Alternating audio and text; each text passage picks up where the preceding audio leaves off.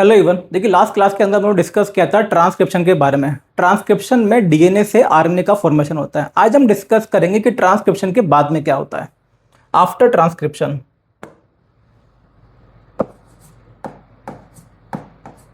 After transcription, after transcription. तो पहले हम देखेंगे प्रोकैरियोट्स के बारे में। प्रोकैरियोट्स, देखिए पहली बात तो ये कि जो प्रोकैरियोट हैं उनके अंदर जो ट्रांसक्रिप्शन है ये कहाँ पे होता है? साइटोप्लाज्म के अंदर। प्रोकैरियोट के अंदर कोई न्यूक्लियस तो होता नहीं है, तो प्रोकैरियोट के अंदर जो ट्रांसक्रिप्शन है ये कहाँ परफॉर्म होता है? साइटोप्लाज्म में। प्रोकैरियोट्स में जो ट्रांसक्रिप्शन का प्रोसेस है, transcription in prokaryotes, transcription occurs in cytoplasm.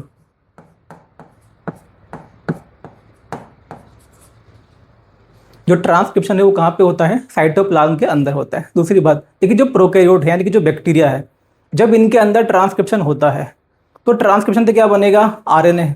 And वो जो आरएनए है उसको हम क्या बोलते हैं? एमआरएनए। देखिए हम लोग बात कर रहे थे जीन एक्सप्रेशन के बारे में। जो जीन एक्सप्रेशन है, जीन एक्सप्रेशन का जो फर्स्ट स्टेप है वो क्या होता है? ट्रांसक्रिप्शन। मान लीजिए जो सेल है, जैसे कि मान लीजिए बैक्टीरियल सेल है, तो बैक्टीरिया को किसी प्रोटीन या एंजाइम की रिक्वायरमेंट है। सबसे पहले तो क्या होगा कि वो जो प्रोटीन या जो एंजाइम है उसकी इंफॉर्मेशन बैक्टीरिया के जिस जीन के अंदर प्रेजेंट है, वो जो जीन है उसका क्या होगा? ट्रांसक्रिप्शन। एंड ट्रांसक्रिप्शन से क्या बनेगा? अब आरएनए।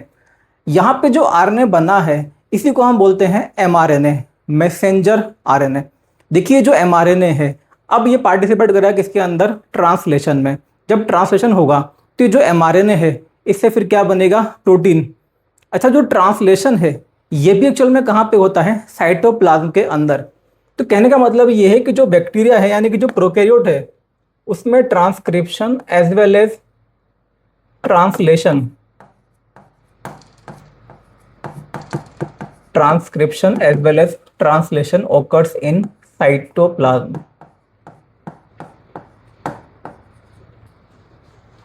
तो प्रोकैरियोट के अंदर जो ट्रांसक्रिप्शन है एंड जो ट्रांसलेशन है, इन दोनों की जो साइड है वो क्या होती है? सेम होती है, साइटोप्लाज्म। दोनों जो प्रोसेस है वो कहाँ पे होते हैं? साइटोप्लाज्म के अंदर होते हैं। दूसरी बात ये कि प्रोकैरियोट के अंदर जब आरएनए बनता है तो जो आरएनए है उसी को हम क्या बोलेंगे? MRNA, messenger RNA. यहाँ पे जो मैसेंजर आरएनए बनता है, यहाँ पे जो आरएनए बनता है उसको हम मैसेंजर आरएनए बोलेंगे, क्योंकि ये जो आरएनए है इसके अंदर फर्दर किसी प्रोसेसिंग की रिक्वायरमेंट नहीं होती है। अभी इसको हम कंपेयर करेंगे यूकैरियोटिक जीन से। यूकैरियोट के अंदर, जैसे कि हम लोग के अंदर जब ट्रांसक्रिप्शन होगा, हम लोगों के अंदर जब ट्रांसक्रिप्शन होगा यानी कि यूकैरियोट्स के अंदर जब ट्रांसक्रिप्शन होता है उससे जो आरएनए बनता है उसको हम बोलते हैं एचएनआरएनए, हेटेरोजीनस न्यूक्लियर आरएनए। जबकि जो प्रोकैरियोट है उसके अंदर जो आरएनए बनता है उसको हम क्या बोलते हैं? एमआरएनए। क्योंकि हम लोगों के अंदर क्या होता है, जो यूकैरियोट्स हैं उनके अंदर क्या होता है, जो आरएनए बनता है उसके अंदर कुछ होती है कोडिंग सीक्वेंस, कुछ होती है नॉन कोडिंग सीक्वेंस, फिर coding sequence, non coding sequence. तो जो आरएनए है उसके अंदर coding, non coding, coding, non coding, इस तरह से सीक्वेंस प्रेजेंट होती है यूकैरियोट्स के केस में। इस वजह से वो जो आरएनए है उसको हम एमआरएनए नहीं बोलते हैं, क्या बोलते हैं उसको हम? HnRNA, heterogeneous nuclear RNA. तो जो प्रोकैरियोट है, लेकिन प्रोकैरियोट के अंदर जो आरएनए बनता है वो उसके अंदर क्या होता है? केवल कोडिंग सीक्वेंस होती है, तो उसको हम क्या बोल देते हैं? एमआरएनए। तो कहने का मतलब सिंपल सा ये है कि प्रोकैरियोट के अंदर जो आरएनए बनेगा उसी को हम क्या बोल देंगे? Direct mRNA. वहाँ पे आरएनए के अंदर कोई फर्दर प्रोसेसिंग नहीं होती है। यूकैरियोट के अंदर जो आरएनए बनता है उसके अंदर कोडिंग सीक्वेंस भी है, नॉन कोडिंग भी है, फिर कोडिंग भी है, नॉन कोडिंग भी है। तो हमारा जब आरएनए बनता है तो पहले जो नॉन कोडिंग सीक्वेंस है उसको हटाया जाता है और जो कोडिंग सीक्वेंस है उसको फिर से रीजॉइन किया जाता है। उसके बाद में जो आरएनए बना उसको हम क्या बोलेंगे? फिर एमआरएनए। तो जो प्रोसेसिंग है, ये जो प्रोसेसिंग होती है आरएनए के अंदर, जिसको हम स्प्लाइसिंग भी बोलते हैं, इस प्रोसेसिंग की प्रोकैरियोट के अंदर कोई रिक्वायरमेंट नहीं होती है, क्योंकि प्रोकैरियोट के अंदर जो जीन है उसके अंदर जो हेरिडिटरी इन्फॉर्मेशन है वो कंटिन्यूस मैनर में होती है। लेकिन हम लोगों के अंदर वो जो इन्फॉर्मेशन है, हेरिडिटरी जो इन्फॉर्मेशन है, वो स्कैटर्ड मैनर में मिलती है। तो प्रोकैरियोट के अंदर पहली बात तो ये कि ट्रांसक्रिप्शन एंड जो ट्रांसलेशन उसकी साइड क्या है? सेम है। दूसरी बात, जो यहाँ पे आरएनए बनता है उसी को हम क्या बोलते हैं, एमआरएनए। मतलब यहाँ पे डायरेक्ट एमआरएनए का फॉर्मेशन होता है, जबकि यूकेरियोट्स के अंदर क्या बनता है, पहले एचएनआरएनए। वो जो एचएनआरएनए है उसकी होती है प्रोसेसिंग, उसमें से जो नॉन कोडिंग वाला पार्ट है उसको हटाया जाता है, फिर बनता है क्या, एमआरएनए। तो प्रोकैरियोट के अंदर जो आरएनए बनता है इसको किसी प्रोसेसिंग की रिक्वायरमेंट भी नहीं होती है।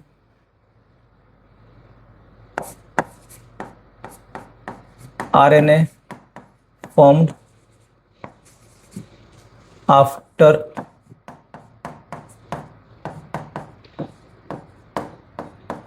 transcription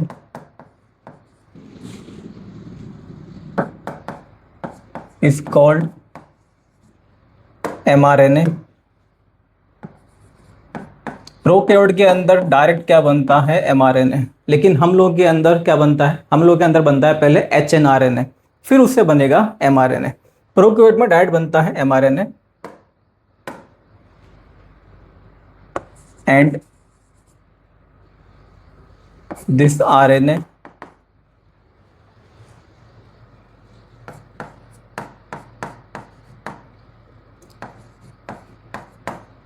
does not require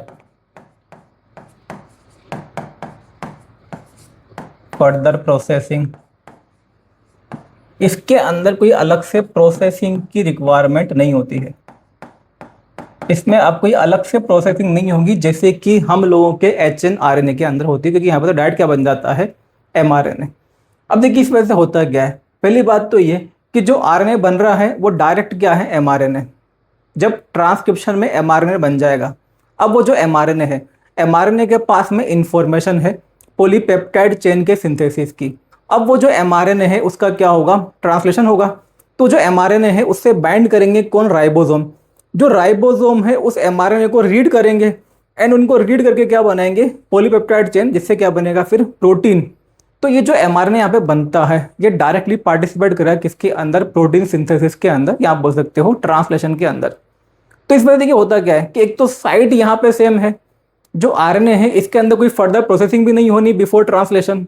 जो आरएनए बना है उसी को हम क्या बोल रहे हैं, एमआरएनए। एंड जो एमआरएनए है ये डायरेक्ट पार्टिसिपेट करता है किसके अंदर, ट्रांसलेशन के अंदर। तो इस वजह से होता क्या है, जिस समय एक्चुअल में जो ट्रांसक्रिप्शन है, ट्रांसक्रिप्शन का एक्चुअल में जब एंड हो रहा होता है उसी समय जो ट्रांसलेशन है ये स्टार्ट भी होता है।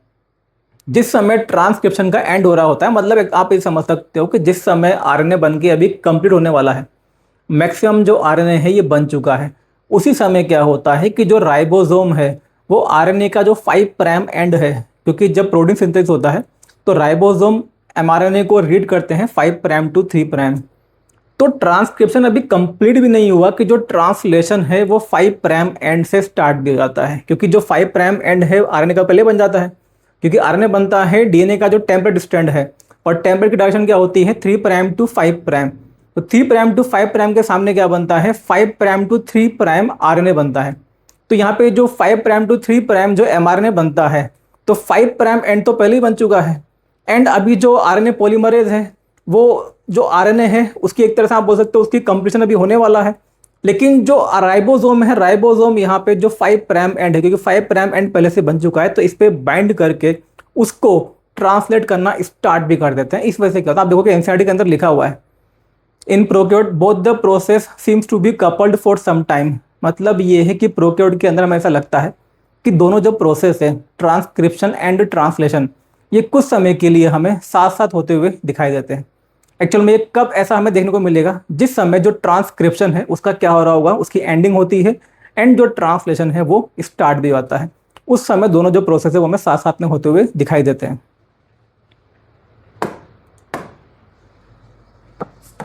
So both the process means transcription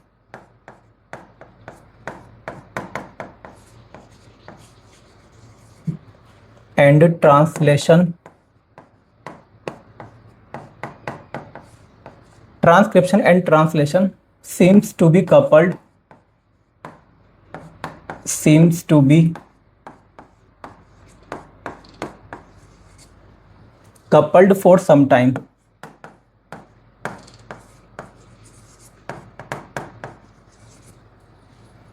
कुछ समय के लिए हमें क्या देखने को मिलता है कि जो ट्रांसक्रिप्शन है एंड जो ट्रांसलेशन है ये साथ साथ में हमें होते हुए एक्चुअल में दिखाई देते हैं, क्योंकि जो आरएनए बना है ये एक तरह से रेडी टू यूज होता है ट्रांसलेशन के लिए। एंड ट्रांसक्रिप्शन एंड ट्रांसलेशन दोनों की जो साइड है वो भी क्या है, सेम है।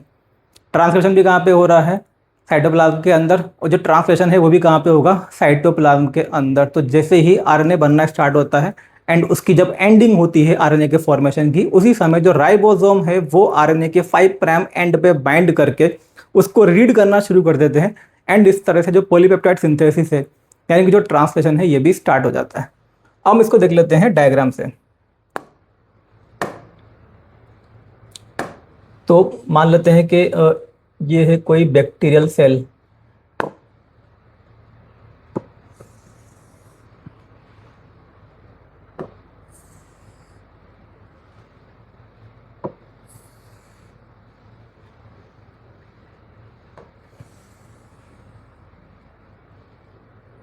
ये है bacterial cell, prokaryotic cell. And मान लेते हैं हम ये क्या है, इसका साइटोप्लाज्म। देखिए बैक्टीरिया के अंदर कोई न्यूक्लियस तो होता नहीं है, इसके अंदर क्या मिलता है, साइटोप्लाज्म।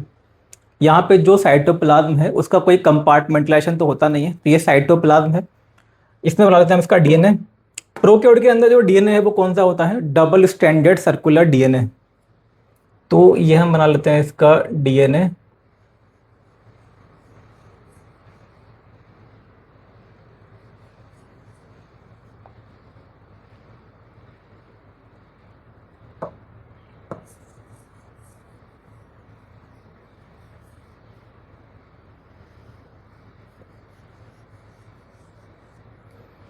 ये हमने क्या बना लिया, इसका डीएनए। एक्चुअल में ये जो स्ट्रैंड है थोड़ा सा हमने इसको ओपन कर दिया है ये शो करने के लिए कि भाई जो इसका क्या हुआ है, ट्रांसक्रिप्शन। जब ट्रांसक्रिप्शन होता है तो उस समय क्या होता है, डीएनए का जो स्ट्रैंड है, मतलब आरएनए पॉलीमरेज जिस पार्ट को रीड कर रहा है उतना जो डीएनए का स्ट्रैंड है वो क्या होता है, ओपन हो जाता है। तो यहाँ पे चल रहा है क्या, ट्रांसक्रिप्शन। ये तो हमने क्या बनाया है, डीएनए। ये तो बनाया है हमने DNA, double stranded circular DNA. और ये दोनों स्ट्रैंड थोड़ा सा हमने ओपन यहाँ पे कर रखे हैं। इनसे क्या बनता है, सीधा एमआरएनए। यहाँ पे मान लेते हैं कि जो एमआरएनए है इसका सिंथेसिस हो रहा है। ये मान लेते हैं इसका क्या है, 5 प्राइम एंड है। भाई जो आरएनए पॉलीमरेज होता है टेम्पलेट को रीड करता है, टेम्पलेट की डायरेक्शन क्या होती है, 3 प्राइम टू 5 प्राइम। तो जब टेम्पलेट होगा 3 प्राइम टू 5 प्राइम, उसके सामने जो आरएनए बनता है या जो एमआरएनए बनता है उसकी डायरेक्शन क्या होगी, 5 प्राइम टू 3 प्राइम। तो 5 प्राइम वाला जो एंड है ये पहले बनता है, एंड लास्ट में जब ये कंप्लीट होकर यहाँ से निकलेगा वहाँ पे क्या होगा, 3 प्राइम एंड होगा। मतलब एक्चुअल में मान लेते हैं यहाँ पे ये एंड कर जाएगा तो ये क्या होगा, इसका 3 प्राइम एंड।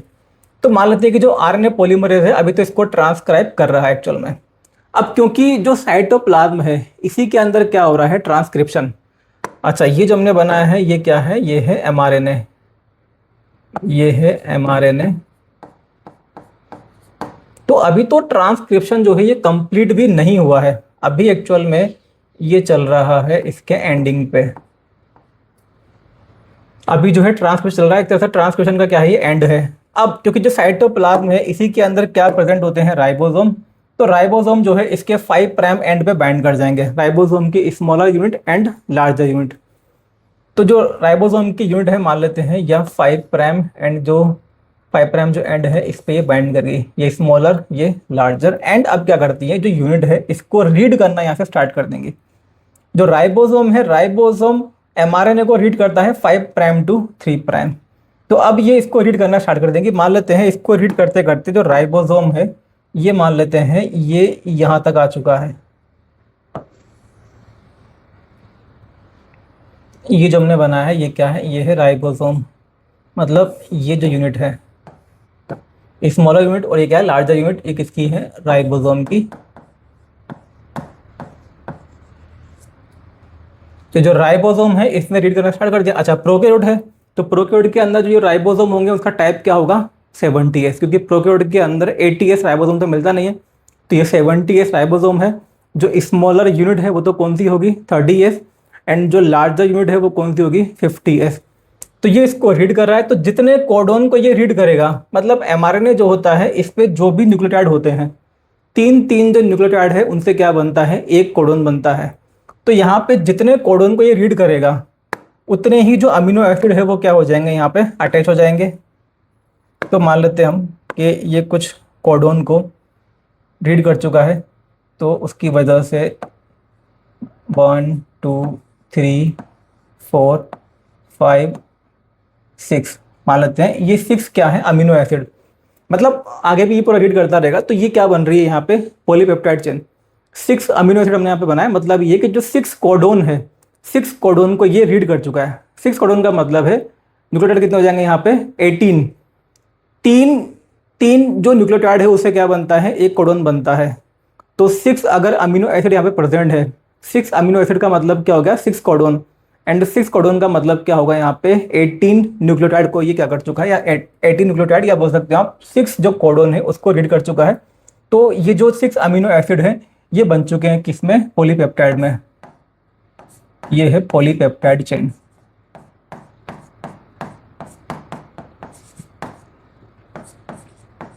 Polypeptide chain. तो जो राइबोसोम है इस तरह से इसको रीड करना स्टार्ट कर देते हैं। कहने का मतलब सिंपल सा ये है कि ट्रांसक्रिप्शन का अभी एंड होने वाला है। जो एमआरएनए है इसका जो सिंथेसिस है ये अभी कंप्लीट नहीं हुआ है, एक तरह से अपने कंप्लीशन पे है। तो कंप्लीशन से पहले ही जो ट्रांसलेशन है वो भी क्या होता है, यहाँ पे स्टार्ट हो जाता है। क्योंकि दोनों प्रोसेस की जो साइड है वो क्या है, सेम है। ट्रांसक्रिप्शन एंड ट्रांसलेशन दोनों कहाँ होते हैं, यहाँ पे साइटोप्लाज्म के अंदर होते हैं। पहली बात तो ये। दूसरी बात, जो आरएनए बनता है ये डायरेक्ट क्या बनता है, एमआरएनए। जो आरएनए है यहाँ पे इसको किसी फर्दर प्रोसेसिंग की रिक्वायरमेंट नहीं होती है। इस वजह से प्रोकैरियोट के अंदर कुछ समय के लिए दोनों जो प्रोसेस है, ट्रांसक्रिप्शन एंड ट्रांसलेशन, ये हमें साथ साथ होते हुए दिखाई देते हैं। तो आपके इनसाइड में जो दिया हुआ है, both the process seems to be coupled for some time, मतलब ये है कि दोनों जो प्रोसेस है कुछ समय के लिए साथ साथ होते हुए दिखाई देंगे। कब, जब ट्रांसक्रिप्शन का एंड हो रहा है एंड जो ट्रांसलेशन है वो स्टार्ट हो चुका है। ये तो हो गया किसके बारे में, प्रोकैरियोट के बारे में। ये हो गया पूरा प्रोकैरियोट के बारे में लिख लिया। अब हम देखते हैं यूकैरियोट्स के बारे में। यूकैरियोट्स,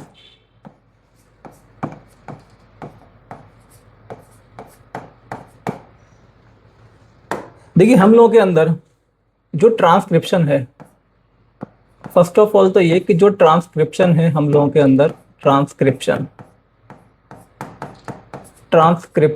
ओकर्स इन न्यूक्लियस। हमारे अंदर जो ट्रांसक्रिप्शन है वो कहाँ पे होता है, न्यूक्लियस के अंदर। एंड जो ट्रांसलेशन है, ट्रांसलेशन, ये कहाँ पे होता है, साइटोप्लाज्म में।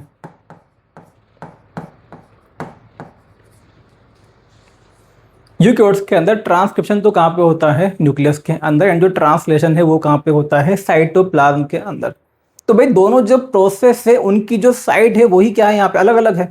जब दोनों प्रोसेस की साइड अलग अलग है तो क्या हम लोगों के अंदर दोनों जो प्रोसेस है कभी भी साथ में होते हुए दिखाई देंगे, ऐसा पॉसिबल ही नहीं है। प्रोकैरियोट के अंदर दोनों की जो साइड है वो क्या है, सेम है, साइटोप्लाज्म। लेकिन हम लोगों के अंदर, यूकैरियोट के अंदर दोनों जो प्रोसेस है, भाई जो ट्रांसक्रिप्शन है न्यूक्लियस के अंदर होगा, जो ट्रांसलेशन है वो कहाँ पे होगा, साइटोप्लाज्म के अंदर। तो आप बोल सकते हो कि यूकैरियोट्स के अंदर दोनों प्रोसेस कभी भी साथ साथ में होते हुए हमें दिखाई नहीं देंगे। एक तो रीज़न ये है। दूसरी बात ये कि हम लोगों के अंदर जो आरएनए बनता है, हम लोगों के अंदर जो आरएनए बनता है, एक्चुअली में देखिए होता क्या है, जो प्रोकैरियोटिक जीन है एंड जो यूकैरियोटिक जीन है इनमें थोड़ा सा डिफरेंस होता है। जो प्रोकैरियोटिक जीन है उसमें क्या होता है, जैसे मान लीजिए जो हमने बात की थी यहाँ पे, ये जो प्रोकैरियोट है ये बैक्टीरिया का डीएनए है, कई सारे यहाँ पे जीन होंगे। अब मान लेते हैं कि किसी जो जीन है उसका यहाँ पे क्या हो रहा है, ट्रांसक्रिप्शन हो रहा है। तो प्रोकैरियोट का जो जीन होता है उसमें जो सीक्वेंस होती है न्यूक्लियोटाइड की, उसके अंदर क्या होती है, कोडिंग सीक्वेंस। एंड जो हम लोगों का जीन है, यानी कि जो यूकैरियोट का जीन है, उसके अंदर क्या होता है, जो जीन मतलब जो हम लोगों का जीन है उसके अंदर कोडिंग सीक्वेंस भी होती है एंड नॉन कोडिंग सीक्वेंस भी होती है।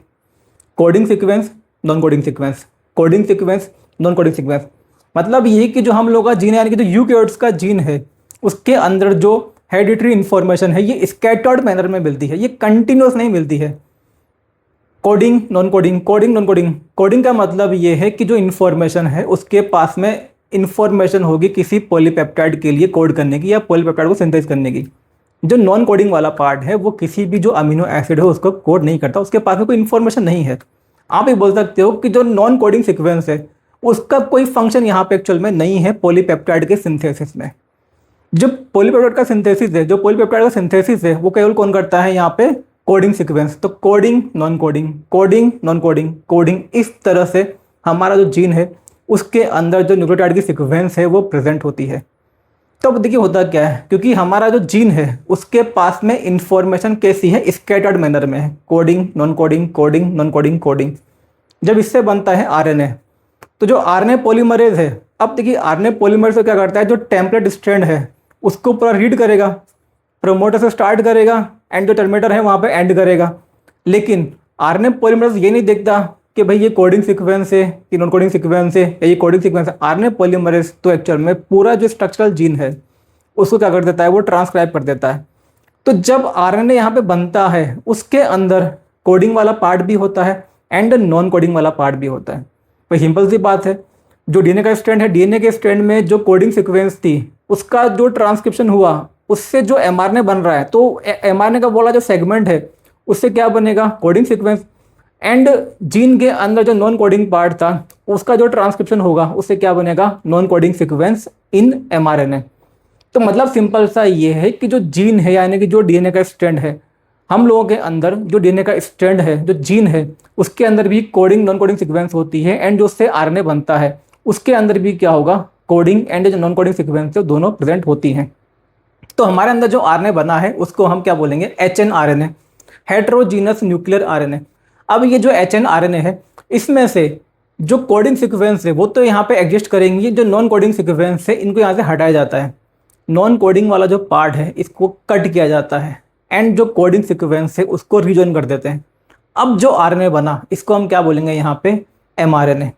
तो हम लोग के अंदर जब आरएनए बनेगा तो क्या बोलेंगे उसको हम, एचएनआरएनए। इसके अंदर होगी प्रोसेसिंग। ये जो प्रोसेसिंग है इसको हम बोलते हैं क्या, पोस्ट ट्रांसक्रिप्शनल प्रोसेसिंग, क्योंकि कब होती है, ये ट्रांसक्रिप्शन के बाद में होती है। तो इसमें आप लिखेंगे RNA formed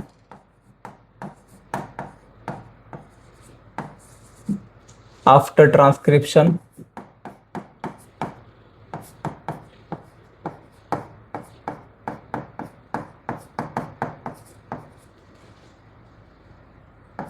is called HNRNA। HNRNA, HNRNA का मतलब क्या होता है, heterogeneous nuclear RNA, because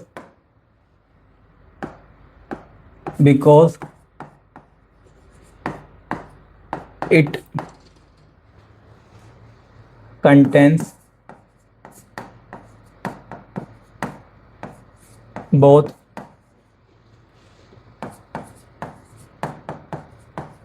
coding and non-coding sequence, coding and non coding sequence.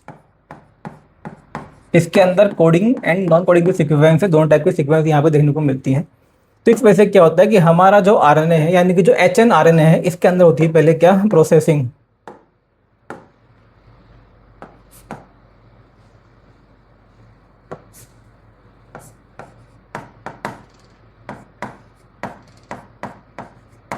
This RNA undergoes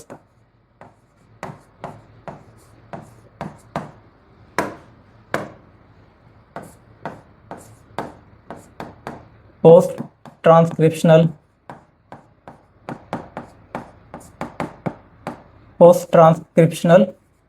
processing. इसे हम क्या बोलते हैं, पोस्ट ट्रांसक्रिप्शनल प्रोसेसिंग। जो हमारा ये आरएनए बनता है हमारे अंदर जिसको हम क्या बोलते हैं, एचएनआरएनए, इसमें क्या होती है, पोस्ट ट्रांसक्रिप्शनल प्रोसेसिंग। एंड जब ये प्रोसेसिंग होती है इससे बनता है फिर क्या, एमआरएनए। अब जो वो एमआरएनए है, एमआरएनए पार्टिसिपेट करेगा किसके अंदर, ट्रांसलेशन के अंदर। तो जो प्रोकैरियोट है वहाँ पे तो काम काफ़ी सिंपल था कि भाई ट्रांसक्रिप्शन हुआ, उससे क्या बना, एमआरएनए, एंड उसका फिर क्या स्टार्ट हो गया, ट्रांसलेशन। वो भी कहाँ पे, साइटोप्लाज्म के अंदर ही। जो ट्रांसक्रिप्शन था वो भी हुआ साइटोप्लाज्म के अंदर, जो ट्रांसलेशन है वो भी कहाँ स्टार्ट हो गया, साइटोप्लाज्म के अंदर। लेकिन हम लोग के अंदर पहले तो क्या बना, hnRNA by the process of transcription. कहाँ पे होता है, न्यूक्लियस के अंदर। वो जो HNRNA है उसके पास में कोडिंग एंड जो नॉन कोडिंग सीक्वेंस दोनों टाइप की सीक्वेंस प्रेजेंट है। तो पहले तो क्या होगा, वो जो RNA है उसकी होती है क्या, प्रोसेसिंग।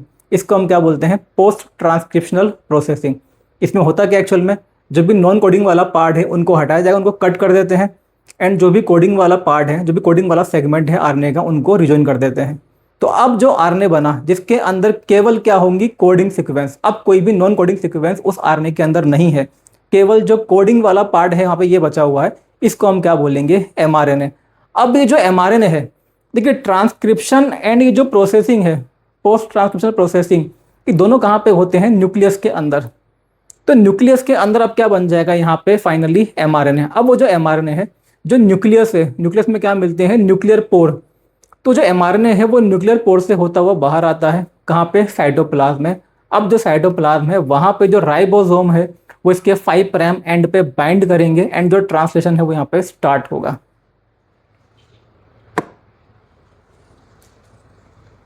तो देखिए यहाँ पे इस प्रोसेस को हम देख सकते हैं डायग्राम से।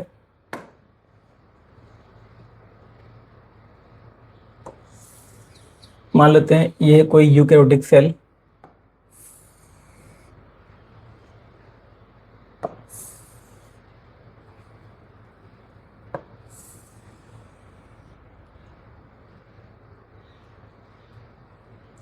ये तो है साइटोप्लाज्म।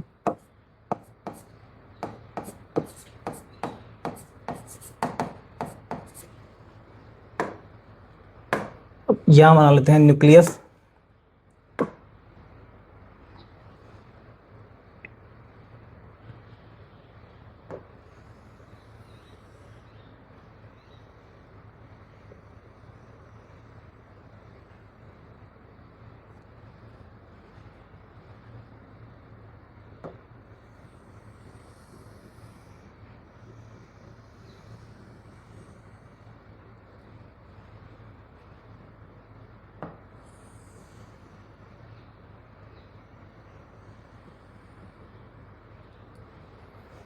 ये हमने बनाया है न्यूक्लियस। जो न्यूक्लियस होता है उसके अंदर होती है 2 membrane, outer membrane and inner membrane. यहाँ पे आप देखेंगे कुछ जगह पे क्या होता है, जो आउटर एंड इनर मेम्ब्रेन है ये क्या होती हैं, फ्यूज हो जाती हैं, एंड इनकी वजह से क्या बनता है, पोर बनता है, जिसको हम क्या बोलते हैं, nuclear pore. These nuclear pores are formed by fusion of inner and outer membrane of nucleus. अब देखिए जो न्यूक्लियस है इसके अंदर होता है ट्रांसक्रिप्शन। तो हम यहाँ पे मान लेते हैं जैसे ये हमारा DNA है, यूकैरियोट्स के अंदर जो DNA है वो कैसा होता है, double standard and linear DNA। तो ये रहा हमारा डबल स्टैंडर्ड लीनियर DNA। अब देखिए जो प्रोकैरियोट है, क्या उसके अंदर तो मेनली एक ही DNA होता है, सिंगल सर्कुलर DNA। लेकिन हम लोग के अंदर, अब यूकैरियोट के अंदर क्या है कि जो अलग अलग स्पेशीज है उनके अंदर जो DNA का नंबर है वो भी क्या होता है, अलग अलग होता है। हम अपनी ही बात करें, हमारे अंदर होते हैं 46 क्रोमोसोम। तो 46 क्रोमोसोम का मतलब क्या है, 46 DNA। तो यहाँ पे तो खैर हमने इसको बस समझाने के लिए सिंगल जो DNA है वो बनाया, बट एग्जैक्टली आप समझ सकते हैं कि डिप्लॉयड सेल के अंदर DNA कितने होंगे, 46। अब मान लेते हैं हम कि ये जो DNA है भाई, एक एक जो DNA है, एक एक क्रोमोसोम का जो DNA है यूकैरियोट्स के अंदर, उस पर हजारों जीन होते हैं।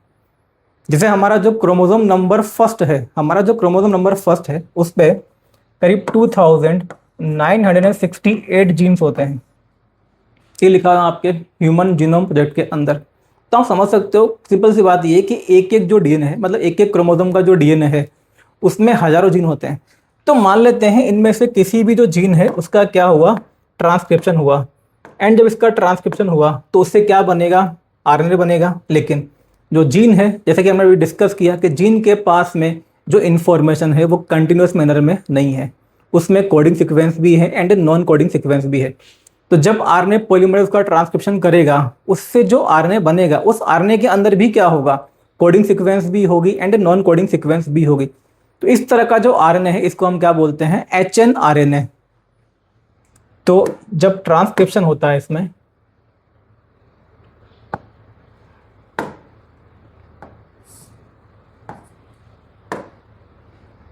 यहाँ पे क्या हुआ, ट्रांसक्रिप्शन,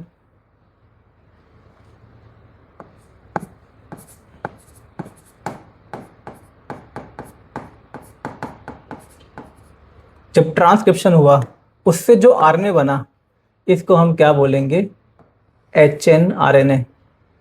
तो ये मान लेते हैं ये इसका 5 प्राइम और ये क्या है 3 प्राइम।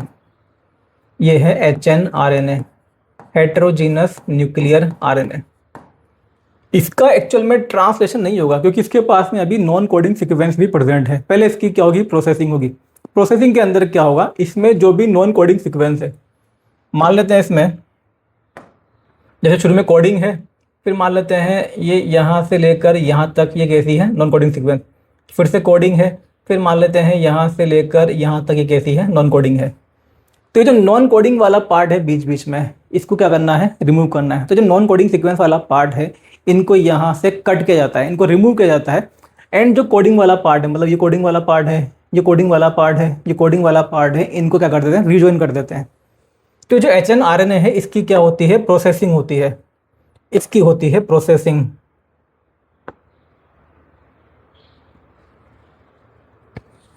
इसकी होती है प्रोसेसिंग, या इसी के लिए एक्चुअल में हम टर्म यूज करते हैं स्प्लाइसिंग।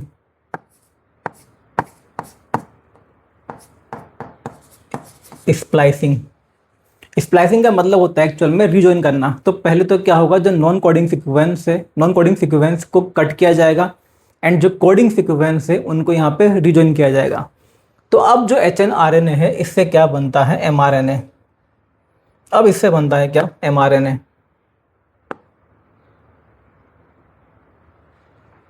तो जो mRNA बनेगा इससे, वो कंपैरेटिवली काफ़ी छोटा होगा। तो ये मान लेते हैं हम, ये बना है mRNA, ये इसका 5 प्राइम और ये क्या है 3 प्राइम।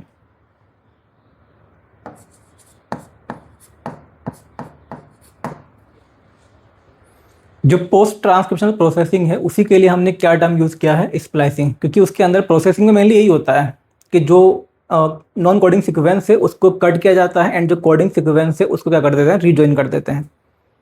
तो अब क्या बन गया ये mRNA। अब ये जो mRNA है, ये न्यूक्लियर पोर्ट से होता हुआ बाहर आएगा, कहाँ पे, साइटोप्लाज्म के अंदर। तो ये न्यूक्लियर पोर्ट से होता हुआ बाहर आता है साइटोप्लाज्म में। मान लेते हैं ये जो mRNA है, ये आ चुका है बाहर साइटोप्लाज्म में।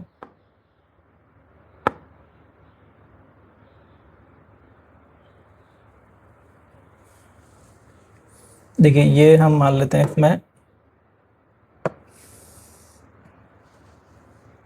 ये रहा इसका 5 प्राइम और ये क्या है 3 प्राइम।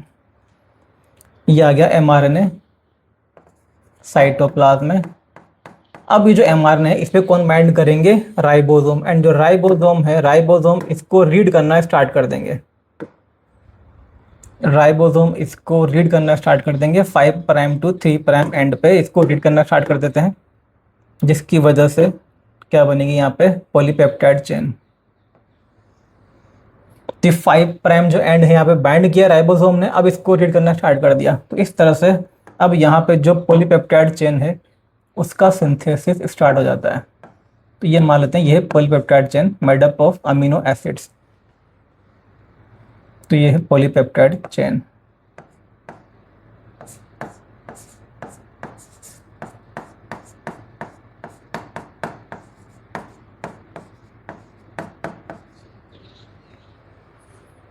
तो यूकैरियोट्स के अंदर ट्रांसक्रिप्शन होता है, उसके बाद में बनता है HNRNA, उसके बाद में क्या होती है फिर स्प्लाइसिंग, या जिसको हम क्या बोलते हैं, पोस्ट ट्रांसक्रिप्शनल प्रोसेसिंग, जिसकी वजह से बनेगा क्या, mRNA। अब ये जो mRNA है, ये बाहर आता है कहाँ पे, साइटोप्लाज्म के अंदर। एंड जो साइटोप्लाज्म है वहाँ पे होता है फिर ट्रांसलेशन। तो सिंपल सी बात आप ये बोल सकते हो, ट्रांसक्रिप्शन एंड जो ट्रांसलेशन है, इनकी जो साइड है वो क्या होती है, अलग अलग होती है। इस वजह से यूकैरियोट्स के अंदर कभी भी दोनों प्रोसेस हमें साथ में होते हुए दिखाई नहीं देंगे। तो ये हो गया इसमें कि प्रोकैरियोट के अंदर दोनों प्रोसेस क्यों हमें साथ साथ में देखने को मिलते हैं, एंड जो यूकैरियोट से वहाँ पे जो प्रोसेस है वो कभी भी हमें साथ में होते हुए दिखाई नहीं देंगे। अब हम चलते हैं इसमें आगे, जो प्रोसेसिंग है उसको हम डिस्कस करेंगे पूरा डिटेल में। Post transcriptional processing.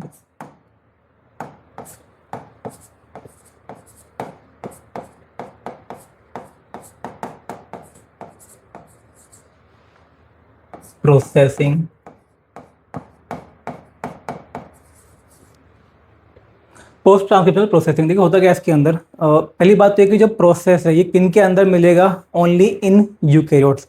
एंड कहाँ पे होता है, तो न्यूक्लियस के अंदर। It occurs in nucleus.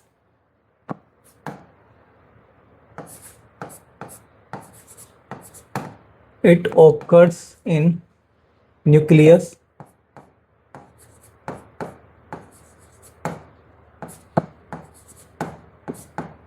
just after transcription।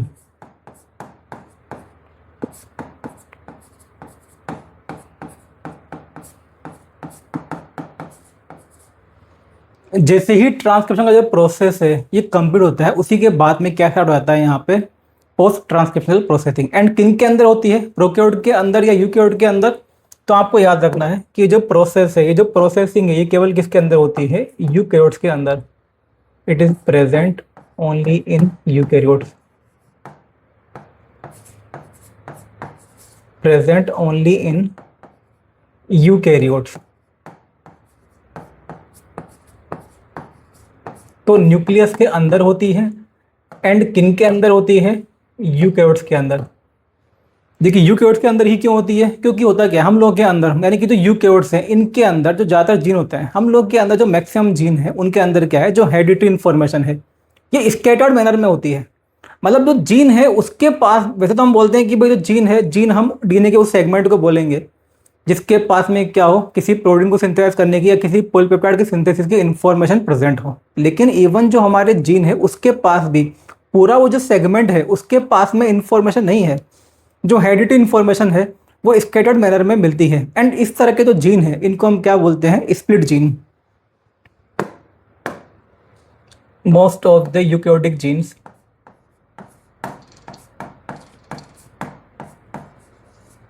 most of the eukaryotic genes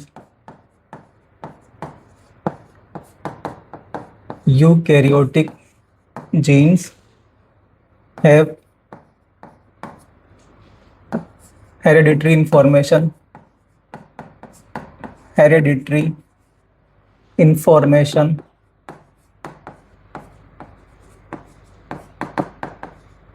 in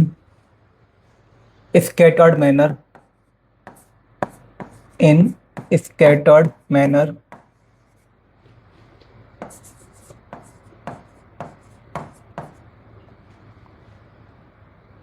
known as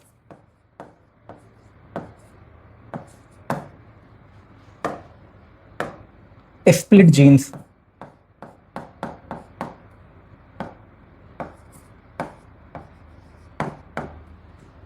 तो यूकैरियोट्स के अंदर ज़्यादातर जीन होते हैं उनके पास में जो हेरिडिटरी इन्फॉर्मेशन है वो कैसी होती है, स्कैटर्ड मैनर में होती है। इस तरह के जो जीन है इनको हम क्या बोलते हैं, स्प्लिट जीन। ये जो स्प्लिट जीन है इनके पास में एक तरह से आप बोल सकते हो कोडिंग एंड नॉन कोडिंग दोनों टाइप की जो सीक्वेंस है ये प्रेजेंट होती है। मतलब जैसे मान लीजिए कोडिंग सीक्वेंस, जो दो कोडिंग सीक्वेंस है उनके बीच में क्या आ जाएगी, कोई non coding sequence.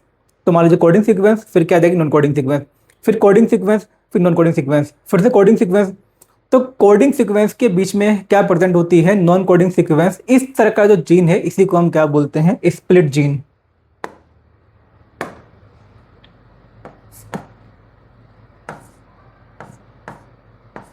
Split jeans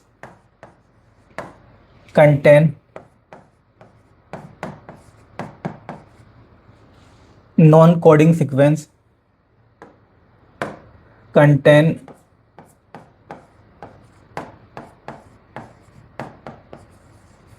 non-coding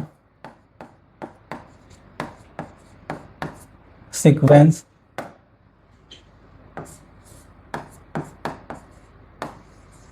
between coding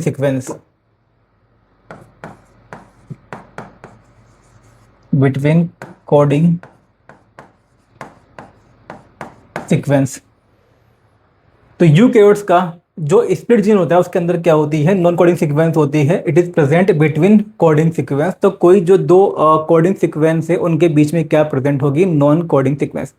अब देखिए होता क्या है एक्चुअल में, ये जो कोडिंग सीक्वेंस है, कोडिंग सीक्वेंस, कोडिंग का मतलब क्या है, जिसका एक्सप्रेशन होगा। तो जो कोडिंग सीक्वेंस है या जो डीएनए का या जो आरएनए का जो कोडिंग पार्ट है भाई, डीएनए के पास में ही वो कोडिंग सीक्वेंस थी, वही ट्रांसफर हुई है किसके पास में, आरएनए के पास में। तो अब जो आरएनए के पास में जो कोडिंग सीक्वेंस है, इसी को हम क्या बोल देते हैं, एक्सोन। भाई इसका एक्सप्रेशन होता है, एक्सप्रेशन होता है, इसलिए क्या बोल देते हैं इसको हम, एक्सोन। एंड जो नॉन कोडिंग सीक्वेंस है भाई, नॉन कोडिंग सीक्वेंस एक तरह की इंटरवेनिंग सीक्वेंस है, intervening sequence between coding sequence, इसको हम क्या बोल देंगे, इंट्रोन। इंटरवेनिंग सीक्वेंस मतलब, इंटरवेनिंग का मतलब क्या होता है, दो चीजों के कोई बीच में जो प्रेजेंट हो उसको हम क्या बोल देते हैं, इंटरवेनिंग। तो ये जो नॉन कोडिंग सीक्वेंस है, ये क्या एक तरह की इंटरवेनिंग सीक्वेंस है, इसको हम क्या बोल देंगे, इंट्रोन। एंड जो कोडिंग सीक्वेंस है, इसका होता है एक्सप्रेशन, तो इसको हम क्या बोलते हैं, axon.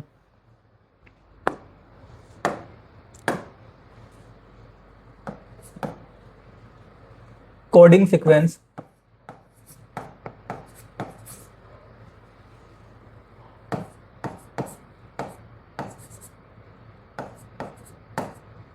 coding sequence has information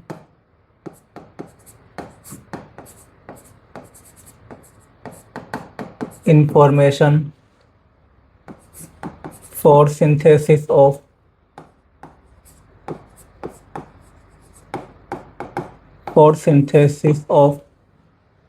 polypeptide chain, for polypeptide chain,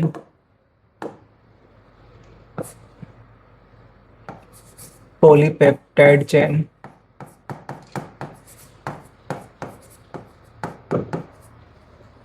मतलब सिंपल सा ये है कि ये एक्चुअल में आरएनए का वो पार्ट है जिसका कि क्या होता है, एक्सप्रेशन होता है, एक्सप्रेशन होता है, इसलिए क्या बोल देंगे इनको हम, axon.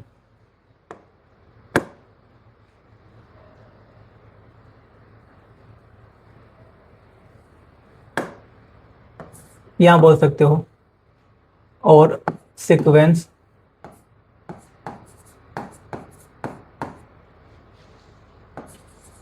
which is expressed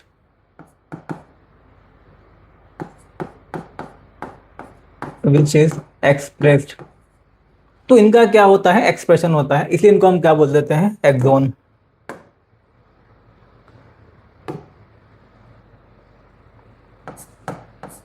it is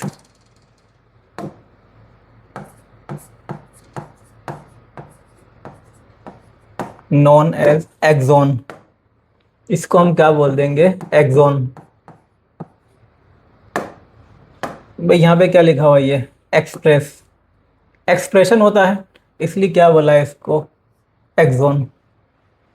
तो डीएनए का या आरएनए का वो सेगमेंट जिसका क्या होता है, एक्सप्रेशन होता है, क्या बोलेंगे उसको हम, एक्सोन बोलेंगे। एंड वो पार्ट, अच्छा जो एक्सोन है, एक्सोन तो वो जिसका क्या एक्सप्रेशन होगा, एक्सोन के बीच में जो इंटरवेनिंग सीक्वेंस है उसी को हम क्या बोल रहे हैं, इंट्रोन। एंड ये जो इंटरवेनिंग सीक्वेंस है, इसका कोई एक्सप्रेशन नहीं होता है।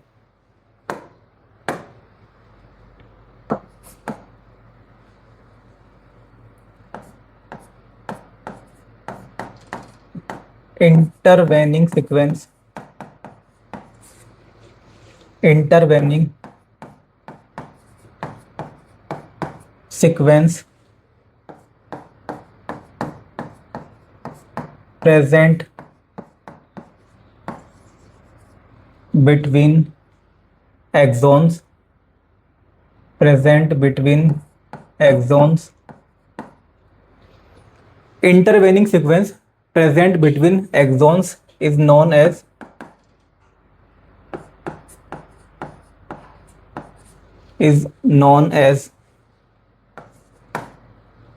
intron, known as intron. जो इंट्रॉन है इसका कोई एक्सप्रेशन नहीं होता है।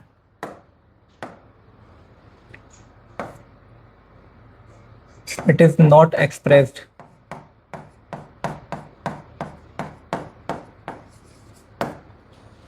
तो देखिए ये तो एक तरह की क्या होती है, इंटरवेनिंग सीक्वेंस। ये जो लिखा हुआ है यहाँ पे इंटरवेनिंग सीक्वेंस है, इंटरवेनिंग सीक्वेंस बिटवीन एक्सोन, उसी को क्या बोला गया है, इंट्रॉन।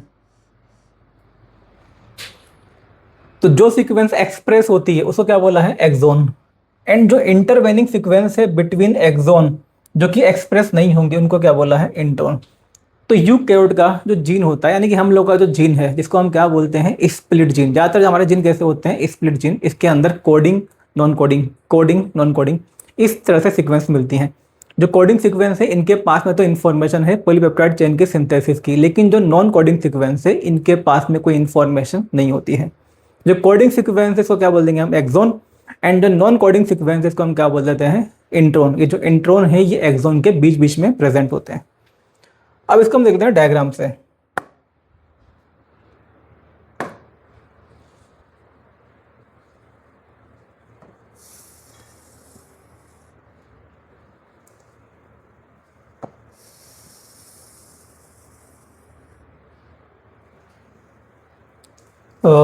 मान लेते हैं हम, जैसे ये यहाँ से लेकर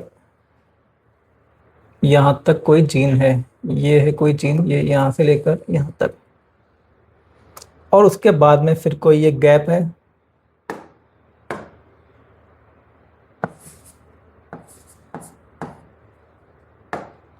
एंड उसके बाद में फिर से क्या प्रेजेंट है, जीन।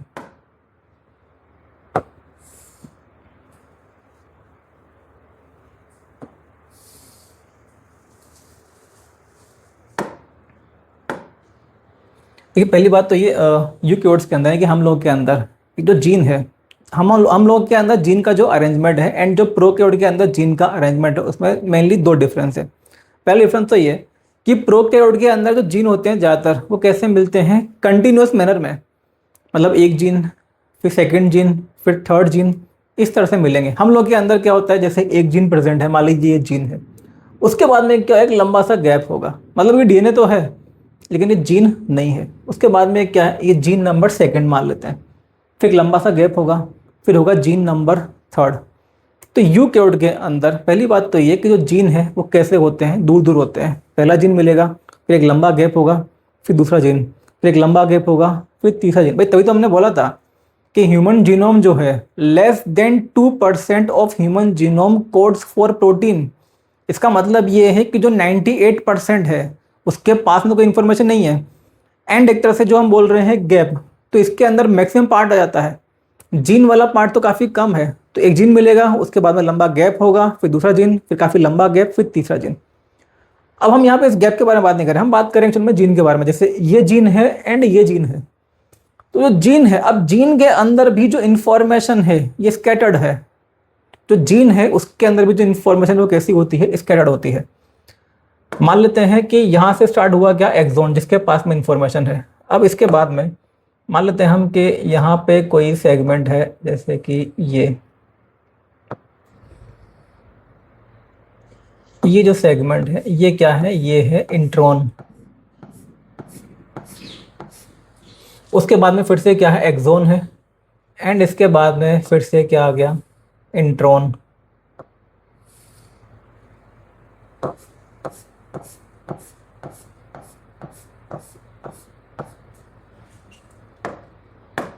जैसे कि ये जो है ये एंड ये सब तो क्या है, एक्सॉन। ये सब क्या है, एक्सॉन्स।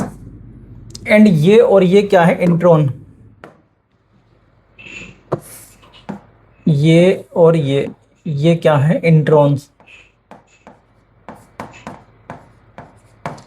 नहीं इस तरह से खैर ये बनाया है, बट सिंपल सी बात है, यहाँ पे क्या सीक्वेंस है, बस पूरा जो है जो जीन है पूरा क्या एक्चुअल में पूरा वो तो न्यूक्लियोटाइड की सीक्वेंस है, वो तो इस तरह से बस इसको रिप्रेजेंट किया गया है। तो आपको बस ध्यान रखना है कि जो सीक्वेंस, जैसे मान लीजिए यहाँ से लेकर यहाँ तक जो सीक्वेंस है उसके पास में इंफॉर्मेशन है पॉलीपेप्टाइड की सिंथेसिस की, तो क्या बोलेंगे उसको हम, एक्सॉन। उसके बाद में क्या आ गया, नॉन कोडिंग वाला पार्ट आ गया, नॉन कोडिंग सीक्वेंस, इंट्रॉन। फिर से क्या आ गया, एक्सॉन। फिर क्या आ गया, इंट्रॉन। फिर से क्या आ गया, एक्सॉन। इस तरह का जो जीन है इसी को हम क्या बोलते हैं, स्प्लिट जीन। तो इसी के लिए हमने टर्म यूज किया है स्प्लिट जीन। ये जो स्प्लिट जीन है ये किसके अंदर मिलता है, यूकैरियोट्स के अंदर।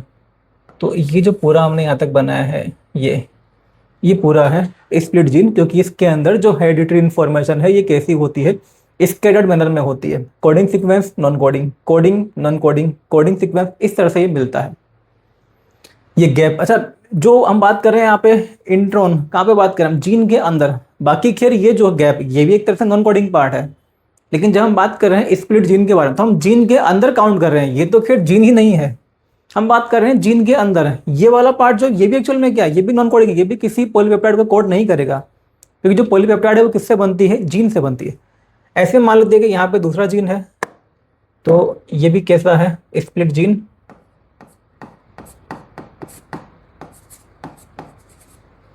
तो यूकेरियोट्स के अंदर इस तरह से क्या मिलते हैं, स्प्लिट जीन। तो इसमें भी क्या होगा, मान लेते हैं ये कोडिंग, यहाँ पे शुरू में क्या है, कोडिंग सीक्वेंस है, उसके बाद में क्या है, ये आ गई नॉन कोडिंग सीक्वेंस।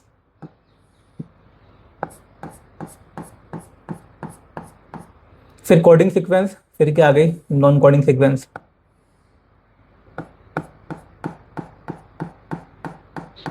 तो exon intron, exon intron exon, इस तरह से मिलते हैं, इनको हम क्या बोलते हैं, स्प्लिट जीन।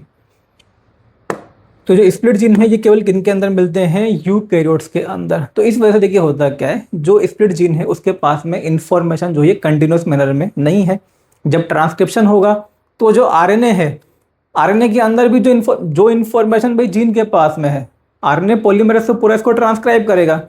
तो जो इन्फॉर्मेशन जीन के पास में या डीएनए के पास में थी, वही जो इन्फॉर्मेशन ट्रांसफर हो जाएगी इसके पास में, आरएनए के पास में। तो आरएनए के अंदर भी क्या बन जाएंगे, एक्सॉन एंड इंट्रॉन। तो आरएनए के अंदर से जो इंट्रॉन है इनको अब कट किया जाएगा, और जो एक्सॉन है उनको क्या कर देंगे, रीजॉइन। अब बनेगा यहाँ पे क्या, एमआरएनए, यानी कि मैसेंजर आरएनए। तो ये जो डिफरेंस है ये आपको ध्यान रखना है।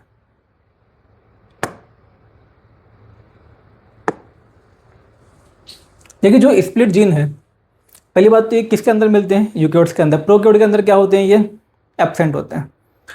स्प्लिट जीन का मिलना, जो स्प्लिट जीन अरेंजमेंट है, इसको एक्चुअली माना जाता है it is ancient feature of genome. ये आपके एनसीईआरटी में एक्चुअली में इस तरह से लिखा हुआ है, presence of introns, presence of introns is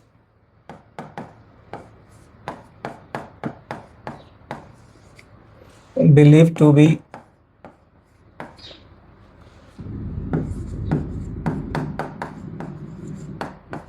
ancient feature of genome,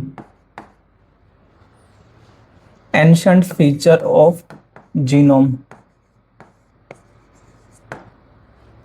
presence of intron is believed to be या considered to be ancient feature of genome। देखिए ऐसा होता क्या, जो स्प्लिट जीन है जिनमें प्लांट के अंदर मिलते हैं, एनिमल के अंदर मिलते हैं, फंजाई के अंदर मिलते हैं, प्रोटिस्ट के अंदर मिलते हैं। इसका मतलब ये है कि जो भी हम आज के डेट में जो भी हम यूकेरियोट जानते हैं उनके अंदर ये प्रेजेंट है। अब जब सारे यूकेरियोट्स के अंदर प्रेजेंट है, इसका मतलब ये है कि जो भी अर्ली या जो एंसेस्टर यूकेरियोट थे, जो अर्ली यूकेरियोट थे, जो प्रिमिटिव यूकेरियोट थे, उनके अंदर ये प्रेजेंट है। वे जब अर्ली यूकेरियोट्स के अंदर या जो प्रिमिटिव यूकेरियोट्स थे उनके अंदर ये प्रेजेंट थे, तभी तो आज की डेट में बाकी के जितने भी यूकेरियोट्स जिनको हम जानते हैं उनके अंदर ये आए हैं, सभी के अंदर प्रेजेंट है। इस वजह से, क्योंकि सभी जो यूकेरियोट्स हैं इनके अंदर ये मिलते हैं, मतलब प्लांट के अंदर मिलते हैं, एनिमल के अंदर मिलते हैं, फंजाई में मिलते हैं, प्रोटिस्ट में मिलते हैं। तो इसलिए माना जाता है कि ये एक तरह का क्या है, एंशिएंट फीचर है, कि जो प्रिमिटिव यूकेरियोट्स थे जिनकी वजह से आज के टाइम पे जो भी यूकेरियोट डेवलप हुए हैं, तो वहीं से ये जो जीन है, ये जो इंट्रॉन्स एक्चुअल में ये वहाँ से ट्रांसफर हुए हैं। That's why these introns are considered as ancient feature of genome. अब देखिए इसके अलावा जो यूकेरियोट हैं उनके अंदर खैर कुछ फ़ायदे भी होते हैं स्प्लिट जीन के। अब ये खैर वैसे आगे की चीज़ें हैं, लेकिन आप यहाँ पे समझ सकते हो थोड़ी सी एडवांस लेवल की है। जो स्प्लिट जीन है, होता क्या है कि यूकेरियोट्स के अंदर एक होती है alternative RNA splicing. Now alternative RNA splicing का मतलब क्या है, ये जो स्प्लिट जीन है, जैसे मान लीजिए आप यहाँ पे जैसे ये क्या है, ये इंट्रॉन है, एक इंट्रॉन ये है। कुछ जो पॉलीपेप्टाइड हैं जो कि काफ़ी सिमिलर टाइप की होती हैं। देखिए यूकेरियोट्स के अंदर क्या होता है, एक जो जीन है, जो सिंगल जीन है, सिंगल जीन से एक्चुअल में कई सारे जो पॉलीपेप्टाइड है ये सिंथेसाइज हो सकती हैं। पहले तो यही माना जाता था कि भाई एक जीन से क्या बनेगी, एक पॉलीपेप्टाइड। लेकिन जो यूकेरियोट है उनके अंदर क्या होता है, एक जो जीन है उससे एक से ज़्यादा जो पॉलीपेप्टाइड है ये भी बन सकती है, बनती भी हैं। जब ह्यूमन जीनोम प्रोजेक्ट किया गया था उससे पहले जो निमेटोड है, निमेटोड की भी सीक्वेंसिंग की गई थी। अब जो निमेटोड होता है उसके अंदर एक्चुअल में जितने जीन है लगभग लगभग ह्यूमन का जो जीनोम है उसके अंदर भी उतने ही जीन होते हैं। तो कहाँ तो भाई छोटा सा निमेटोड एंड कहाँ ह्यूमन बीइंग। तो ह्यूमन बीइंग के अंदर जीन का नंबर अप्रोक्सीमेटली सिमिलर है किसके, निमेटोड के जीनोम के। दूसरी बात, जो ह्यूमन बीइंग है लेकिन इनके अंदर जो प्रोटीन है, भाई प्रोटीन का नंबर माना जाता है कि काफ़ी ज़्यादा है। मतलब सिंपल सा ये आपको जैसे ध्यान रखना है कि हमारे जीनोम में हम मानते हैं कि भाई अप्रोक्सीमेटली 30,000 जीन्स प्रेजेंट है, 30,000 जीन्स प्रेजेंट है ह्यूमन के जीनोम में। लेकिन जो प्रोटीन्स हैं, प्रोटीन का नंबर माना जाता है करीब 75,000 से 1 लाख तक। ये एक नंबर कंसिडर किया जाता है। इतने प्रोटीन्स हैं, इतने प्रोटीन्स या बोल सकते हो पॉलीपेप्टाइड, ये इतने। अब इंटरेस्टिंग बात ये भाई जीन तो कम है एंड जो प्रोटीन या जो पॉलीपेप्टाइड है वो ज़्यादा है, ऐसा कैसे हो सकता है? भाई इंफॉर्मेशन तो वही है। तो इसका मतलब सिंपल सा ये कि जो यूकैरियोट है उनका जो एक एक जीन है वो एक से ज़्यादा टाइप की जो पॉलीपेप्टाइड है उनको भी सिंथेसाइज कर सकता है। एंड ये कैसे होता है? It occurs by alternative RNA splicing. मान लीजिए हुआ क्या, जैसे ये एक स्प्लिट जीन है, अब इसकी स्प्लाइसिंग होगी। स्प्लाइसिंग में क्या करना है, जो इंट्रोन वाला पार्ट है उसको कट करना है। अब मान लीजिए इसकी जब स्प्लाइसिंग हुई तो उसके अंदर क्या हुआ, ये अलग तरीके हो सकते हैं। एक तो केस ये है कि ये वाला जो इंट्रोन है, फर्स्ट वाला जो इंट्रोन है केवल इसको हटा दिया, फर्स्ट वाले को हटा दिया, सेकंड वाले को नहीं हटाया। एक ये भी हो सकता है कि जो सेकंड वाला है इसको हटा दिया, सेकंड वाला जो इंट्रोन था इसको हटा दिया, फर्स्ट वाले को नहीं हटाया। एक ये भी हो सकता है कि दोनों को हटा दिया। तो यहाँ पे क्या होता है, इसको हम बोलते हैं क्या, अल्टरनेटिव आरएनए स्प्लाइसिंग। कि जब अल्टरनेटिव आरएनए स्प्लाइसिंग होगी तो अब इसकी वजह से जो फाइनल जो एमआरएनए बनेगा, वो फाइनल जो एमआरएनए है, अब काफ़ी तो चीज़ें क्या सिमिलर भी होंगी लेकिन थोड़ा बहुत वो कैसा होगा, डिफरेंट भी होगा। भाई एक तो एमआरएनए इससे आप ऐसा बना रहे हो जिसके अंदर आपने ये वाला इंट्रोन हटाया है, दूसरा आपने ऐसा एमआरएनए बनाया है जिसके अंदर ये वाला इंट्रोन नहीं है, तीसरा एमआरएनए ऐसा बन सकता है जिसके अंदर दोनों ही टाइप के जो इंट्रोन है वो नहीं है। ठीक है, तो इस तरह से जो अल्टरनेटिव आरएनए स्प्लाइसिंग होती है उसकी वजह से क्या होता है, इवन जो एक जीन है, जो स्प्लिट जीन है, it can form more than one type of, generally it can form 2 और 3 टाइप्स ऑफ पॉलीपेप्टाइड। पहली बात तो ये।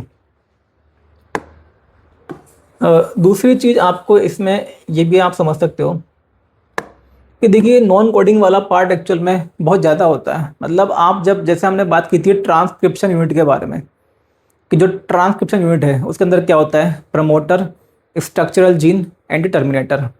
जो एक्चुअल में जो जीन के जो सेगमेंट है, जो रीजन है, उसको हमने क्या बोला था, ट्रांसक्रिप्शन यूनिट, जिसका क्या होता है, ट्रांसक्रिप्शन होता है। It mainly contain promoter, structural gene and terminator. अब आप समझो कि जो हमारा एक जो ट्रांसक्रिप्शन यूनिट है उसके अंदर माना जाता है, जो हमारी ट्रांसक्रिप्शन यूनिट होती है उसके अंदर हम मान के चलते हैं। अब देखिए ये डेटा खैर आपको याद नहीं रखना, बस इसको समझने के लिए मैं बता रहा हूँ। 27,000 न्यूक्लियोटाइड,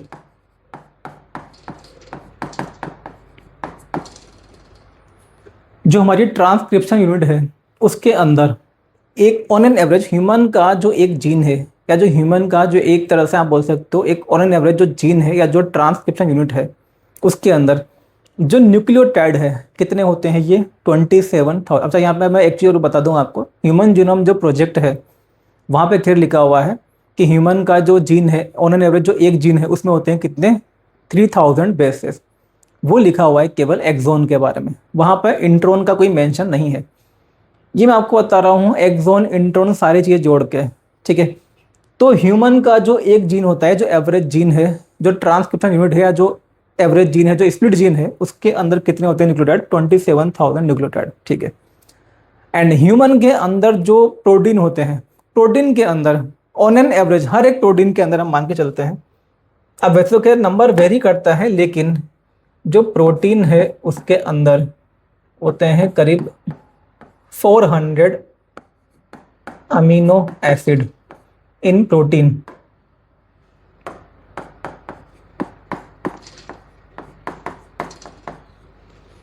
ये एक एवरेज नंबर हम लेके चल रहे हैं, बाकी प्रोटीन के अंदर जो अमीनो एसिड है उसका जो नंबर है वो तो वेरी करता है, ठीक है।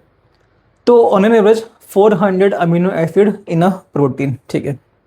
आप समझो भाई 400 अमीनो एसिड, इसका मतलब जो न्यूक्लियोटाइड है भाई, कोडोन जो है, कोडोन बना होता है कितने न्यूक्लियोटाइड से, 3 से। 400 अमीनो एसिड लाने हैं, 400 के लिए कितने जो न्यूक्लियोटाइड उनकी रिक्वायरमेंट है, 1200 की, 1200। भाई 400 अमीनो एसिड के लिए एक्चुअल में आप समझ सकते हो 400 अमीनो एसिड के लिए कितने न्यूक्लियोटाइड की रिक्वायरमेंट है, 1200 न्यूक्लियोटाइड्स की।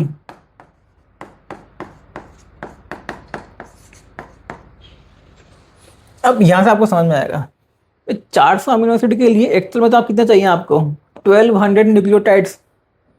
लेकिन जो हमारा स्प्लिट जीन है उसके अंदर ऑन एन एवरेज जो नंबर है न्यूक्लियोटाइड का वो कितना है, 27,000। तो यहाँ से आप समझ सकते हैं एक्चुअल में क्या है, ये इतना बड़ा जो नंबर आता है ये किसकी वजह से आता है, ड्यू टू इंट्रॉन। मतलब ज़्यादातर जो हमारे जीन है वहाँ पे एक्चुअल में जो एक्सोन वाला पार्ट है जो कि कोड करता है, एक्सोन वाला पार्ट तो छोटा सा है, जो इंट्रॉन वाला पार्ट है वो ज़्यादा बड़ा है। तो 400 अमीनो एसिड वाला जो एक्चुअल में जो प्रोटीन है उसको सिंथेसाइज करने के लिए जो हमारा जो एवरेज जीन का साइज है वो कितना निकल के आ रहा है, 27,000 न्यूक्लियोटाइड। तो यहाँ से आप समझ सकते हैं कि जो इंट्रॉन वाला पार्ट है वो कितना ज़्यादा होता है। तो ये केवल आपको समझने के लिए याद रखना है कि जो इंट्रॉन है ये भी हमारे जो एक्सोन होते हैं उनके बीच बीच में प्रेजेंट होते हैं।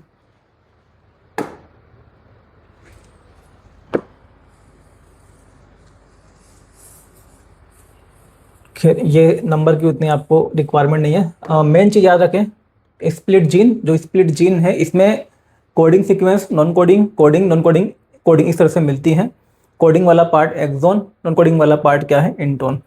एंड जो इंट्रॉन है किसके अंदर मिलते हैं, केवल यूकैरियोट्स के अंदर। प्रोकैरियोट्स के अंदर क्या होते हैं, ये एब्सेंट होते हैं। अच्छा, लेकिन हम लोग के अंदर क्योंकि हर एक जो यूकैरियोट उसके अंदर मिल रहा है इस वजह से इसको हम क्या मानते हैं, एंशिएंट फीचर ऑफ जीनोम, ठीक है। अब इसके बाद में देखिए होता क्या है, तो हम पूरा जो प्रोसेस है हमने स्टार्ट कहाँ से किया था, डीएनए से।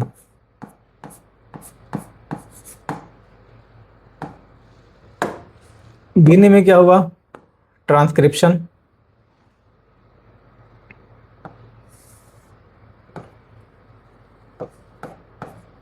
ट्रांसक्रिप्शन।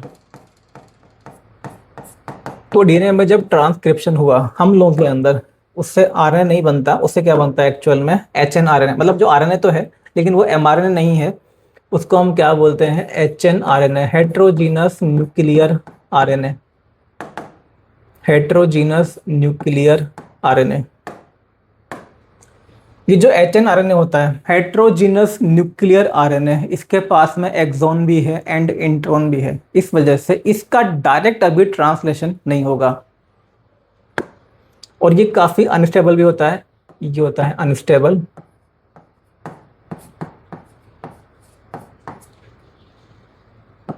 भाई आरएनए है, दोनों जो एंड है वो फ्री है, तो पहले तो इसको स्टेबल भी किया जाएगा। इसके अलावा जो एचएनआरएनए है इसके पास में कोडिंग सीक्वेंस भी है एंड नॉन कोडिंग सीक्वेंस भी है। इट हैज या it contain, it contains both exons and introns, exons and introns.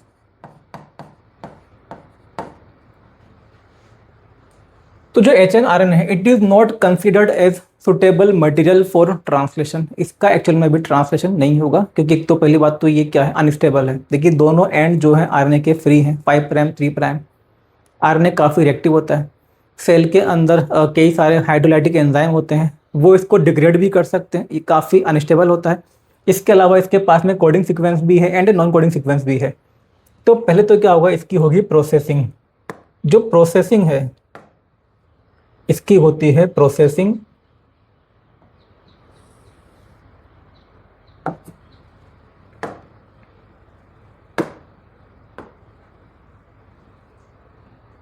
इसकी होती है प्रोसेसिंग। इसी को हम क्या बोल रहे हैं, पोस्ट ट्रांसक्रिप्शनल प्रोसेसिंग। अब देखिए जब प्रोसेसिंग इसकी होती है इससे क्या बनेगा फिर mRNA। प्रोसेसिंग के बाद में बनता है क्या, mRNA। और ये जो प्रोसेसिंग है इसमें मेनली देखिए 3 स्टेप होते हैं। प्रोसेसिंग के अंदर होते हैं कितने स्टेप, 3 स्टेप्स प्रोसेसिंग में। इसमें देखिए एक तो क्या होता है कैपिंग।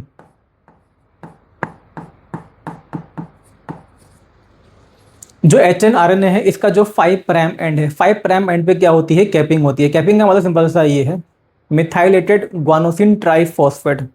जो ग्वानोसिन होता है, ग्वानोसिन ट्राइफॉस्फेट, उसी का एक वर्जन होता है मेथाइलेटेड। मतलब जो 7th कार्बन है ग्वानोसिन का, मतलब जो ग्वानिन का जो 7th कार्बन था एक्चुअल में, उसी पे क्या होता है 7th कार्बन पे अटैच हो जाता है क्या, मिथाइल।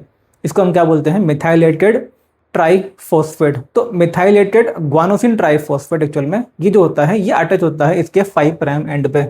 इसको हम क्या बोलेंगे, कैपिंग। एक होता है इसमें टेलिंग। HNRNA का जो 5 प्राइम एंड है वहां पे तो क्या अटैच होगा, मिथाइलेटेड ग्वानोसिन ट्राइफॉस्फेट। कहां पे, 5 प्राइम एंड पे, क्या बोला इसको, कैपिंग। अब जो 3 प्राइम एंड है वहां पे क्या होती है, टेलिंग।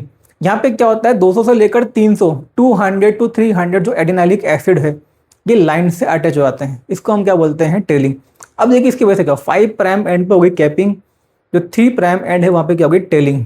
ये जो कैपिंग एंड टेलिंग है इसकी वजह से अब ये जो आरएनए है ये कैसा हो जाएगा, स्टेबल। पहले कैसा था ये, अनस्टेबल। भाई ये स्टेबल हो गया। अब क्या होता है, एक तरह से जो हाइड्रोलाइटिक एंजाइम है ये इसको डिग्रेड नहीं कर सकते। मतलब ये जो कैपिंग टेलिंग है ये एक तरह से इसको प्रोटेक्शन प्रोवाइड करती है। अच्छा, पहला काम तो ये है इसको प्रोटेक्शन प्रोवाइड करना। दूसरा काम ये है, देखिए जो आरएनए जब बनेगा यहाँ पे, मतलब जब पूरा जब एमआरएनए बन जाएगा, वो एमआरएनए फिर पार्टिसिपेट करेगा किसके अंदर, ट्रांसलेशन के अंदर। ट्रांसलेशन में क्या होगा, जो राइबोसोम है वो इससे बाइंड करेंगे।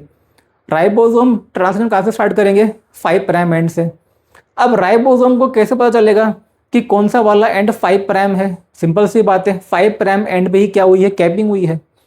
तो कैपिंग कहाँ पे है, 5 प्राइम एंड पे है। तो ये जो एक तरह से कैपिंग टेलिंग है ये रिकॉग्नाइज करने में हेल्प करती है कि जो एमआरएनए है उसका 5 प्राइम एंड कौन सा है एंड 3 प्राइम एंड कौन सा है। तो 5 प्राइम जो एंड है वहाँ पे कैपिंग है, वहीं पे क्या होते हैं जो राइबोसोम है वो बाइंड करते हैं और स्टार्ट करते हैं क्या, ट्रांसलेशन। तो ये क्या, सेकंड स्टेप टेलिंग।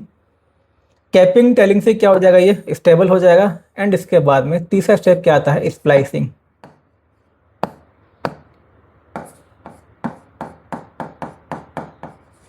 स्प्लाइसिंग में क्या होगा, जो भी इंट्रोन वाले पार्ट हैं, जो नॉन कोडिंग वाले पार्ट हैं उनको कट कर दिया जाएगा। एंड अब क्या बचा, एक्सोन। जो एक्सोन है उनको क्या कर देंगे, रिजॉइन कर देंगे। अब बन जाएगा क्या, एमआरएनए। ये जो एमआरएनए होता है it is comparatively stable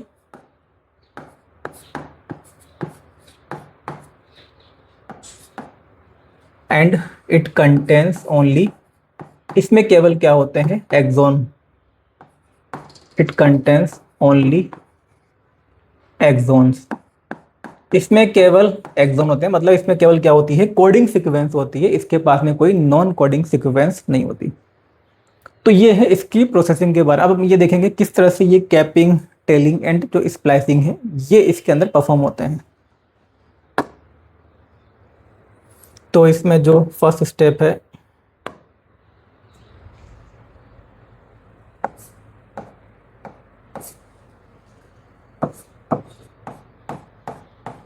capping. Capping में तो क्या होगा, methylated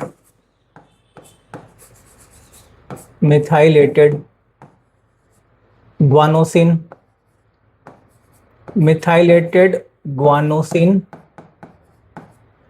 triphosphate, methylated guanosine triphosphate. इसको आप शॉर्ट में लिख सकते हैं, जैसे ये methylated guanosine triphosphate is added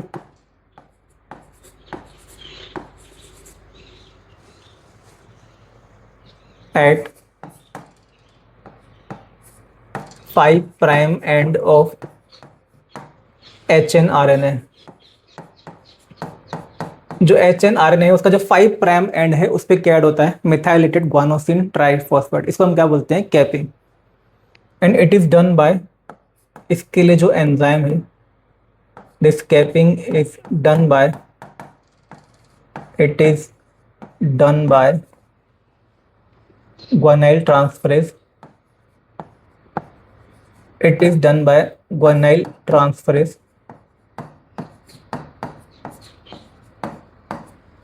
क्या आपको मेनली एंजाइम की उतनी रिक्वायरमेंट नहीं पड़ेगी, मतलब एंजाइम याद रखने की उतनी रिक्वायरमेंट नहीं है, लेकिन आपको ये याद रखना है कि जो कैपिंग है उसमें क्या होता है, जो 5 प्राइम एंड है उस पर ऐड होता है methylated guanosine triphosphate.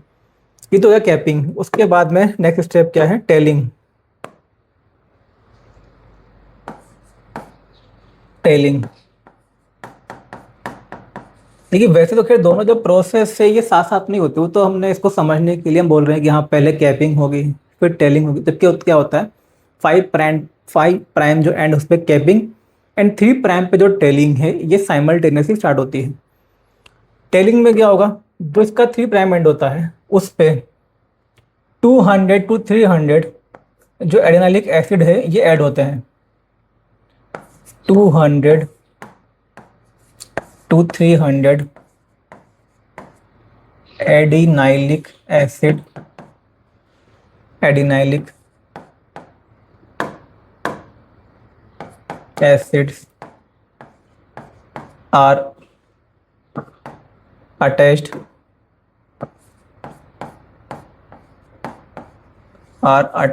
at 3 prime end, at 3 prime end of HNRNA। जो HNRNA है उसका जो 3 प्राइम एंड है उस पे 200 to 300 जो एडिनाइलिक एसिड है ये अटैच होते हैं। एडिनाइलिक एसिड ये क्या होता है, ये होता है एक्चुअल में AMP, एडिनोसिन मोनोफॉस्फेट। आप सिंपल सा यही बोल सकते हो एडिनिन कंटेनिंग न्यूक्लियोटाइड। तो 200 से लेकर 300 जो एडिनिन कंटेनिंग न्यूक्लियोटाइड है वो यहाँ पे ऐड होते हैं, कहाँ पे, 3 प्राइम एंड पे। इसको हम क्या बोलते हैं, telling.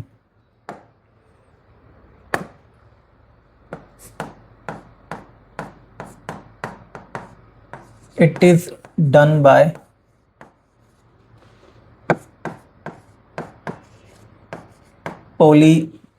polymerase,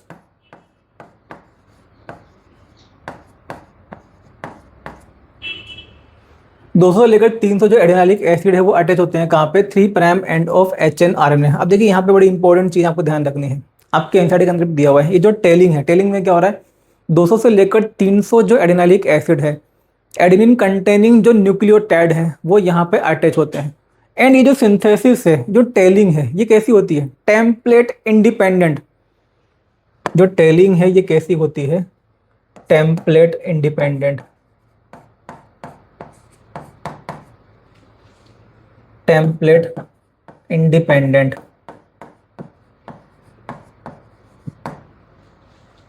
template independent synthesis. ये अभी तो हमने देखा, जैसे कि पहले हमने देखा था रेप्लिकेशन के बारे में। रेप्लिकेशन में क्या हुआ, जो डीएनए है उससे क्या बनता है, डीएनए। तो वहाँ पर टेम्पलेट की तरह कौन काम करता है, डीएनए। मतलब जो डीएनए है उसी को देख के नया जो डीएनए है वो बनाया जाता है। हमने बात की आरएनए के बारे में, मतलब ट्रांसक्रिप्शन के बारे में।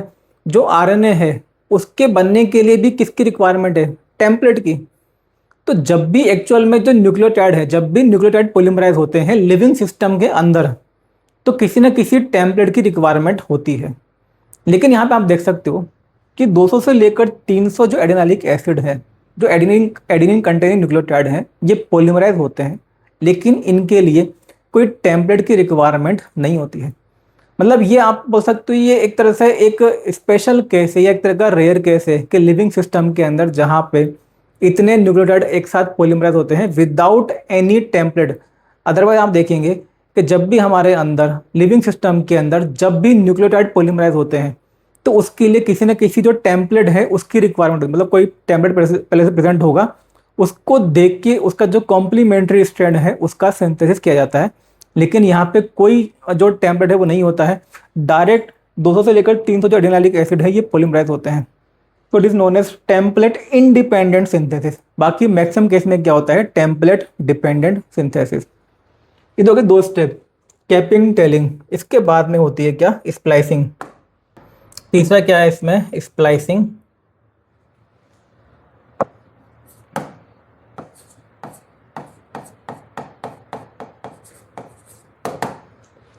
स्प्लाइसिंग का मतलब होता है जो इंट्रॉन्स है, introns are removed, introns are removed and axons are rejoined।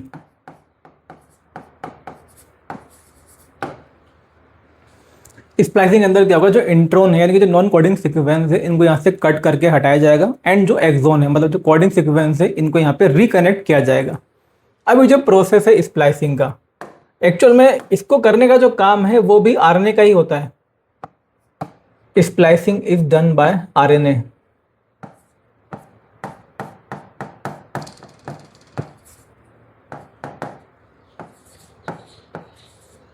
Splicing is done by RNA. देखिए हम लोगों ने डिस्कस किया था कि जो आरएनए है इसके पास में होती है क्या, कैटालिटिक प्रॉपर्टी। तो यहाँ पे एक्चुअल में जो आरएनए है, आरएनए एक्चुअल में एंजाइम की तरह भी काम करता है। आरएनए जो है वो कैटालिटिक जो प्रॉपर्टी है इसको भी शो करता है। तो आरएनए के अंदर जो मतलब एचएनआरएनए है उसमें जो इंट्रॉन प्रेजेंट है उनको कट करने के लिए एक्चुअल में किसको यूज़ किया जाता है, आरएनए को। एंड ये जो आरएनए है यहाँ पे स्पेशल टाइप के जो आरएनए है ये यूज होते हैं, इनको हम बोलते हैं क्या, एसएनआरएनए। एसएनआरएनए, स्मॉल न्यूक्लियर आरएनए। ये जो एसएनआरएनए है, स्मॉल न्यूक्लियर आरएनए, मेनली ये परफॉर्म करते हैं क्या, splicing.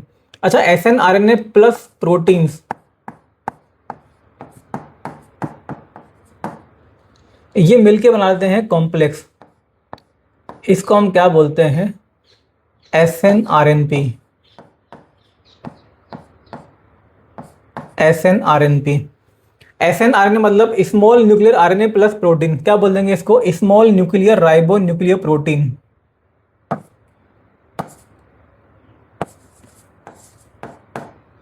Small nuclear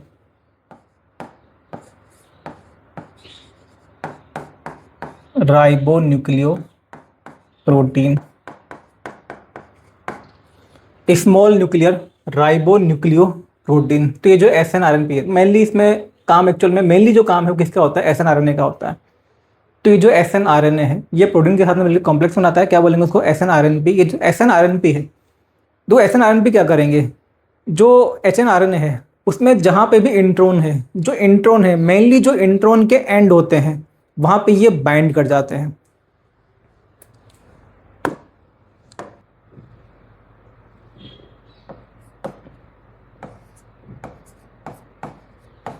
SNRNP recognize introns and bind with them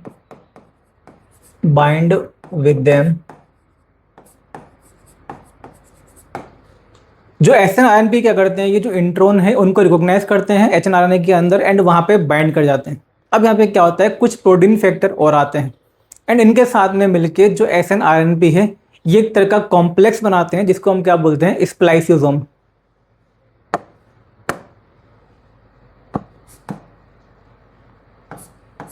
now with the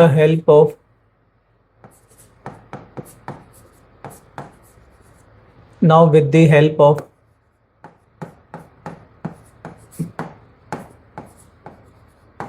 some protein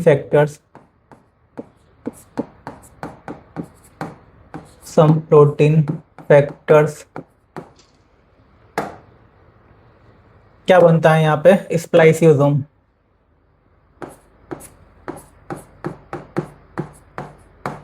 spliceosome is formed।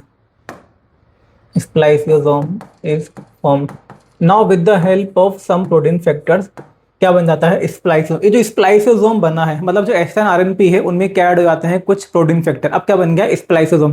ये जो स्प्लाइसोसोम है क्या करता है, जो इंट्रोन है उनको कट करके हटा देता है, एंड जो एक्सोन है उनको क्या करता है, ये rejoin. Now introns are removed. ये जो स्प्लाइसोसोम है, spliceosome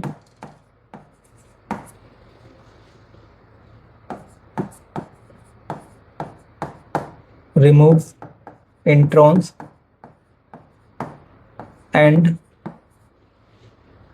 axons are rejoined and axons are rejoined।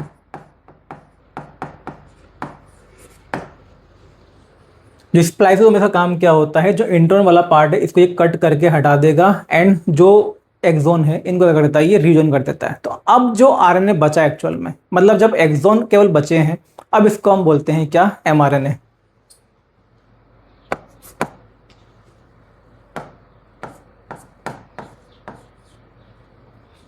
Now mature mRNA is formed. ये है एक तरह का मैच्योर एमआरएनए।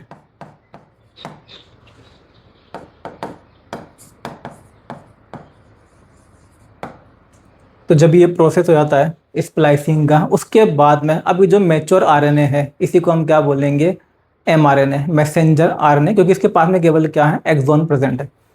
तो देखिए ये यहाँ पे होते हैं टोटल कितने, 3 स्टेप मेनली इसमें। एक तो क्या होता है कैपिंग, कहाँ पे होती है, 5 प्राइम एंड पे। जो एचएनआरएनए है उसके 5 प्राइम एंड पे मिथाइलेटेड गुआनोसिन ट्राइफॉस्फेट को ऐड किया जाता है। जो 3 प्राइम एंड है इस पे करीब 200 से लेकर 300 जो एडिनाइलिक एसिड है इनको ऐड किया जाता है। 5 प्राइम एंड पे कैपिंग, 3 प्राइम एंड पे टेलिंग। इसकी वजह से क्या हुआ, जो एचएनआरएनए है ये क्या हो जाएगा, पहले तो स्टेबल हो जाएगा। दूसरी बात, कई सारे जो हाइड्रोलाइटिक एंजाइम है, जो हाइड्रोलाइटिक एंजाइम है उसका जो डिग्रेडेशन है, मतलब वो जो एंजाइम है कहीं इसको डिग्रेड ना कर दे, उससे इसकी प्रोटेक्शन प्रोवाइड करते हैं ये।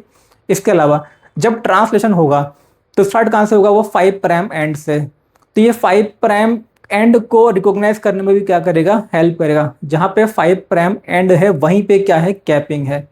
तो इसकी मदद से जो राइबोसोम है इसके 5 प्राइम एंड को रिकॉग्नाइज करेंगे एंड ट्रांसलेशन को स्टार्ट करेंगे। 2 स्टेप हो गए, कैपिंग, टेलिंग। उसके बाद हमने क्या देखा, स्प्लाइसिंग। इसके अंदर क्या होता है, मेन रोल होता है यहाँ पे आरएनए का, स्मॉल न्यूक्लियर आरएनए। ये मिलते हैं कुछ प्रोटीन के साथ में और क्या बनाते हैं, SNRNP, small nuclear ribo nucleoprotein. अभी जो SNRNP है ये करते हैं, जो HNRNA है वहाँ पे देखते हैं कि कहाँ कहाँ पे जो इंट्रोन है वो प्रेजेंट है। तो जो इंट्रोन वाला सेगमेंट है उस पर ये बाइंड कर जाते हैं। अब यहाँ पे कुछ प्रोटीन फैक्टर हैं वो भी ऐड होते हैं, कुछ और प्रोटीन फैक्टर यहाँ पे यूज होते हैं। अब क्या बन जाता है, ये पूरा स्प्लाइसियोसोम। ये जो स्प्लाइसियोसोम है, अब ये जो इंट्रोन है इनको कट करके रिमूव कर देता है, एंड जो एक्सोन है ये आते हैं रिजॉइंड। अब जो प्रोसेस है इसको हम देख लेते हैं डायग्राम से, जो तीनों स्टेप हैं।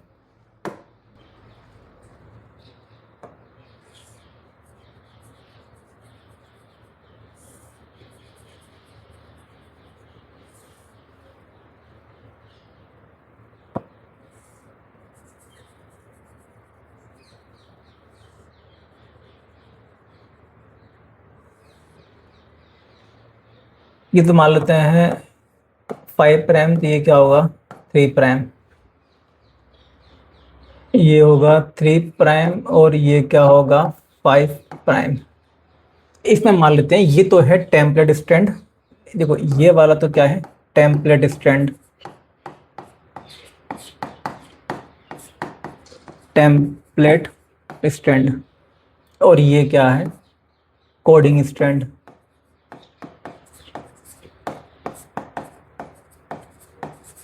कोडिंग स्ट्रैंड, ये टेम्पलेट। तो ये यहाँ से अगर देखते हैं हम तो ये 3 प्राइम टू 5 प्राइम ये क्या है, टेम्पलेट है। एंड ये 5 प्राइम टू 3 प्राइम ये कौन सा है, कोडिंग स्ट्रैंड। ट्रांसक्रिप्शन किसका होता है, टेम्पलेट स्ट्रैंड का। देखिए इस तरह से जो हमने बनाया एक्चुअल में, आप इसको बस ये समझना है, जो ये स्ट्रेट लाइन हमने बनाई है ये तो क्या है एक्चुअल में, एक्सोन है। ये क्या है, एक्सोन। उसके बाद में ये इस तरह से जो बना रखा है ये क्या है, इंट्रोन। फिर से क्या आ गया, एक्सोन। उसके बाद में क्या प्रेजेंट है, इंट्रोन, फिर से क्या आ गया, एक्सोन। तो हमारा जो जीन होता है स्प्लिट जीन, उसके अंदर क्या होता है, एक्सोन इंट्रोन, इस तरह से जो सीक्वेंस है वो प्रेजेंट होती है। ये बनाया इस तरह से, बाकी तो आपको ध्यान रखना है एक्चुअल में क्या सीक्वेंस है। बस इस सीक्वेंस के पास में कुछ इन्फॉर्मेशन है पॉलीपेप्टाइड की तो एक्सोन है, इसके पास में इन्फॉर्मेशन नहीं है तो इंट्रोन, इसके पास में इन्फॉर्मेशन है तो एक्सोन, इसके पास में इन्फॉर्मेशन नहीं है तो इंट्रोन, इसके पास में इन्फॉर्मेशन है तो एक्सोन। अब इसमें से टेम्पलेट कौन सा है, ये 3 प्राइम टू 5 प्राइम, ये वाला टेम्पलेट है। तो इसका क्या होगा, ट्रांसक्रिप्शन, इसका होगा ट्रांसक्रिप्शन।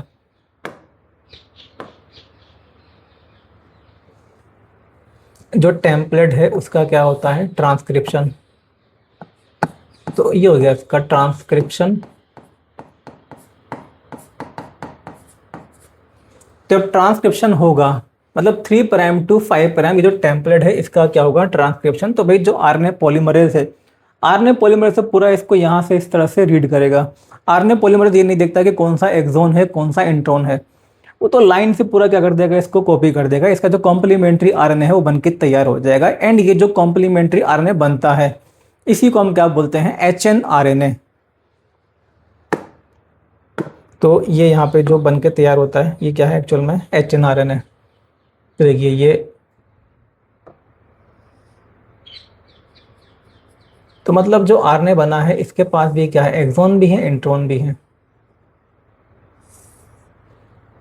ये 5 प्राइम टू 3 प्राइम बनेगा, 5 प्राइम टू 3 प्राइम। भाई 3 प्राइम टू 5 प्राइम के सामने बनता है 5 प्राइम टू 3 प्राइम। ये जो बना है आरएनए ये क्या है, एचएनआरएनए। अब क्योंकि ये जो टेम्पलेट स्ट्रैंड है इसके पास में exon intron exon intron exon इस तरह से था, तो जो आरएनए बना है उसके अंदर भी क्या है, ये एक्सोन वाला पार्ट, ये इंट्रोन, ये एक्सोन, ये इंट्रोन, ये एक्सोन। तो ये जो आरएनए है इसके पास में इंट्रोन भी एक्चुअल में प्रेजेंट है, इसलिए इसको हम क्या बोलेंगे, एचएनआरएनए, हेट्रोजीनस न्यूक्लियर आरएनए। अब इसकी होती है क्या, पोस्ट ट्रांसक्रिप्शनल प्रोसेसिंग। उसमें फर्स्ट स्टेप क्या था, फर्स्ट स्टेप था इसमें कैपिंग। कैपिंग में क्या होता है, जो 5 प्राइम एंड है यहाँ पे कौन ऐड होता है, यहाँ पे ऐड होता है क्या, methylated guanosine triphosphate. So first step यहाँ पे कैपिंग है।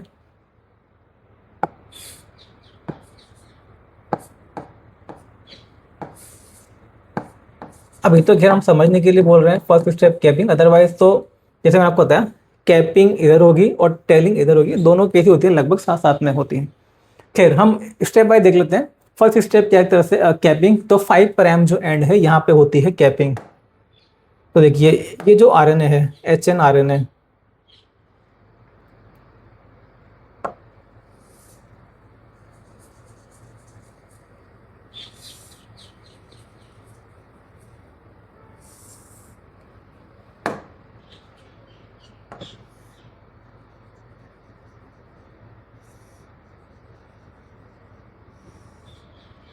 ये कौन सा एंड है, 5 प्राइम, और ये कौन सा एंड है, 3 प्राइम। कैपिंग कहाँ पे होगी, 5 प्राइम पे। क्या ऐड होगा, मिथाइलेटेड ग्वानोसिन ट्राइफॉस्फेट।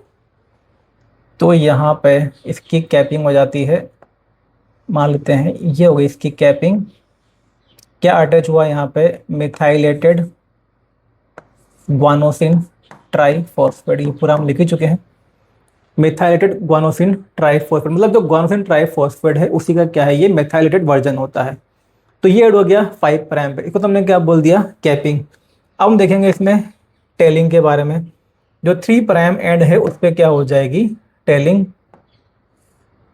तो सेकंड स्टेप टेलिंग।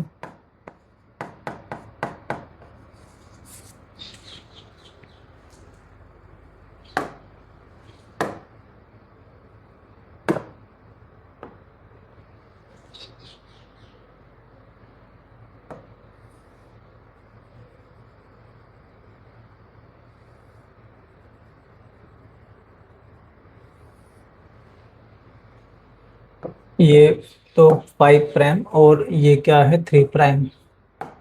5 प्राइम पे तो कैपिंग हो ही चुकी है, तो ये रही इसकी कैपिंग। कैपिंग में क्या होता है, मिथाइलेटेड ग्वानोसिन ट्राइफॉस्फेट ये ऐड होता है। 3 प्राइम एंड पे क्या होती है, टेलिंग। एंड टेलिंग में क्या होता है, 200 से लेकर 300 एडिनाइलिक एसिड यहाँ पे अटैच होते हैं। एडेनिन कंटेनिंग जो न्यूक्लियोटाइड है ये कितने अटैच होते हैं? 200 से लेकर 300, 200 टू 300 एडिनाइलिक एसिड। ये हुई क्या? टेलिंग। अब आता है तीसरा स्टेप जिसको हम क्या बोलते हैं? स्प्लाइसिंग।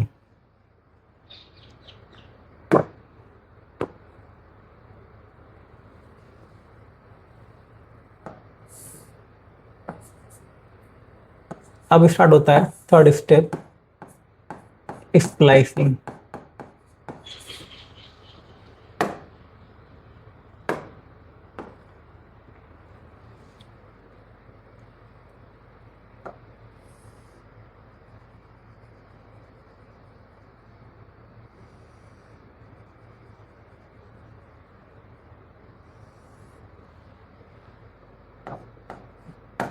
फाइव प्राइम, 3 प्राइम,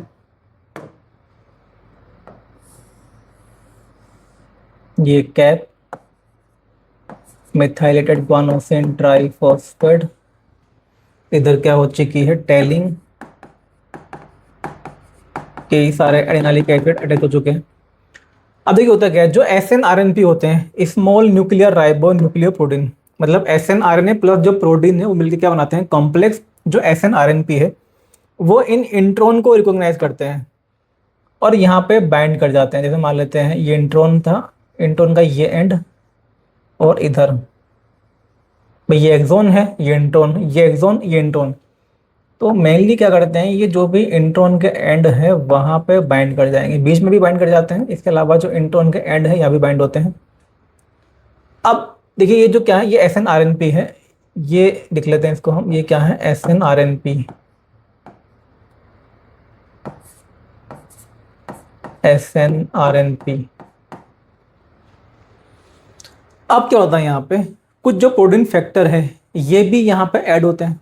पहला काम तो ये होता है। दूसरी बात क्या होता है, ये जो SNRNP होते हैं, ये जो इंट्रॉन है एक तरह से इसके लूप का फॉर्मेशन करते हैं। मतलब ये थोड़ा सा क्या करते हैं, ये थोड़ा सा आप बोल सकते हो कि ये इस तरह से आएंगे, जिसकी वजह से जो इंट्रॉन है ये लूप के फॉर्म में इस तरह से निकल जाता है, इसमें लूप का फॉर्मेशन होगा।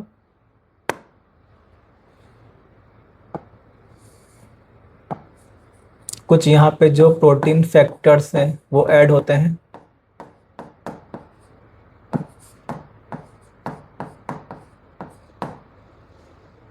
जिसकी वजह से अब क्या बन जाएगा? Spliceosome.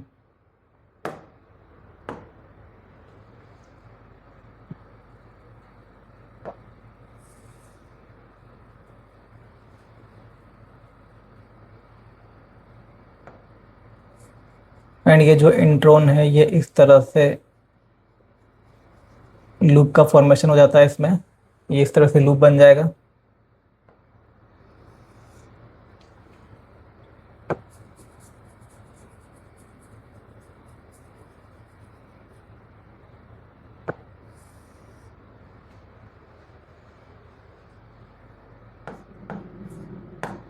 Five prime, 3 prime,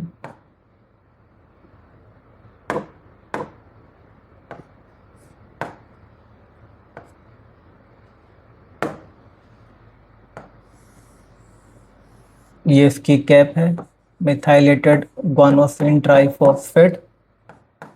and ये इसकी टेल है, कई सारे एडिनाइलिक एसिड।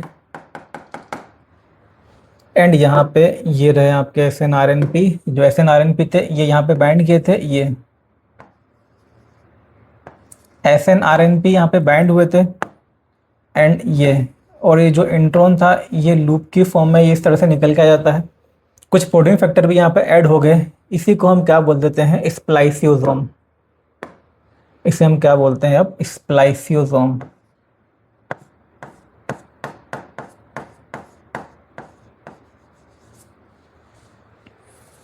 अब ये जो स्प्लाइसियोसोम बना है, मतलब जो SNRNP प्लस जो कुछ प्रोटीन फैक्टर ऐड हुए इनके मिलने से क्या बनता है? स्प्लाइसियोसोम। ये पूरा कॉम्प्लेक्स बनता है। ये जो कॉम्प्लेक्स ये क्या करेगा, कि जो इंट्रॉन वाला पार्ट है इस इंट्रॉन वाले पार्ट को पूरा रिमूव कर देगा। तो ये जो लूप निकल गया है ये लूप किसका है? इंट्रॉन का। एंड ये भी लूप किसका है? इंट्रॉन का। तो यहाँ से जो स्प्लाइसियोसोम है ये इसको हटा देगा, एंड यहाँ से जो स्प्लाइसियोसोम है ये इसको हटा देगा। एंड क्या बचे, एक्सोन। ये जो एक्सोन ही क्या होते हैं यहाँ पे रीजन हो जाते हैं।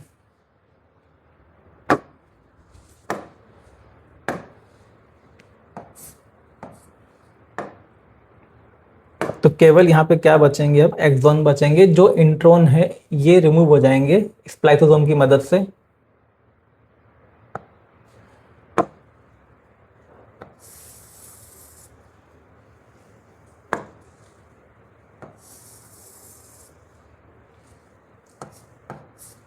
ये 5 प्राइम, ये 3 प्राइम।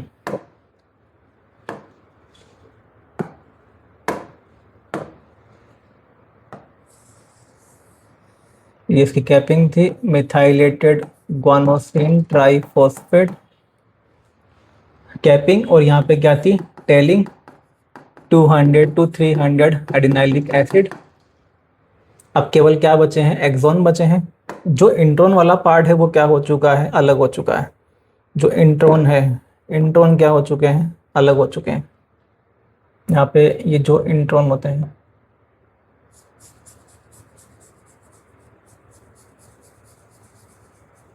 ये रहे इंट्रोन। जो इंट्रोन है यहाँ पे ये क्या हो चुके हैं, अलग हो चुके हैं। तो अब केवल क्या बचा है, केवल एक्सोन बचे हैं। तो ये जो आरएनए है इसको हम बोलते हैं क्या, एमआरएनए। इसको हम बोलेंगे अब एमआरएनए, मैसेंजर आरएनए। तो अब जो फाइनली जो मेच्योर आरएनए बना इसको हम क्या बोलते हैं, एमआरएनए। ये पार्टिसिपेट करेगा अब किसके अंदर, ट्रांसलेशन के अंदर। तो एमआरएनए बना कहाँ पे, न्यूक्लियस के अंदर। ट्रांसक्रिप्शन कहाँ पे हुआ था, न्यूक्लियस में। एंड जब प्रोसेसिंग है ये भी कहाँ पे हुई है, न्यूक्लियस में। मतलब जब मेच्योर आरएनए बन जाएगा, अब ये जो एमआरएनए है ये न्यूक्लियस से कहाँ जाएगा, साइटोप्लाज्म के अंदर। अब ये पार्टिसिपेट करेगा किसके अंदर, ट्रांसलेशन के अंदर। तो ये सिंपल सा प्रोसेस है जो कि आपको ध्यान रखना है। मेनली तो यहाँ पे 3 स्टेप है, कैपिंग, टेलिंग एंड स्प्लाइसिंग। तो पहले तो क्या हुआ, क्योंकि हमारा जो जीन है उसमें एक्सोन भी होता है, इंट्रोन भी होता है। एक्सोन इंट्रोन इस तरह से मिलते हैं। तो जब ट्रांसक्रिप्शन हुआ और टेम्पलेट स्ट्रैंड का, तो ये क्या बन गया यहाँ पे, एचएनआरएनए। तो क्योंकि जो डीएनए है उसके पास में एक्सोन इंट्रोन थे, तो जो आरएनए बना, भाई आरएनए किससे बना है, डीएनए से बना है। तो डीएनए के पास भी तो वही सीक्वेंस आएंगे, मतलब बस कॉम्प्लीमेंट्री सीक्वेंस होंगी। तो जो कॉम्प्लीमेंट्री सीक्वेंस आई है इनमें भी क्या है, एक्सोन इंट्रोन दोनों है। ये है hnRNA, heterogeneous nuclear RNA. 5 prime and पे क्या होगी, कैपिंग। एंड जो 3 प्राइम एंड है इस पे क्या होती है, टेलिंग।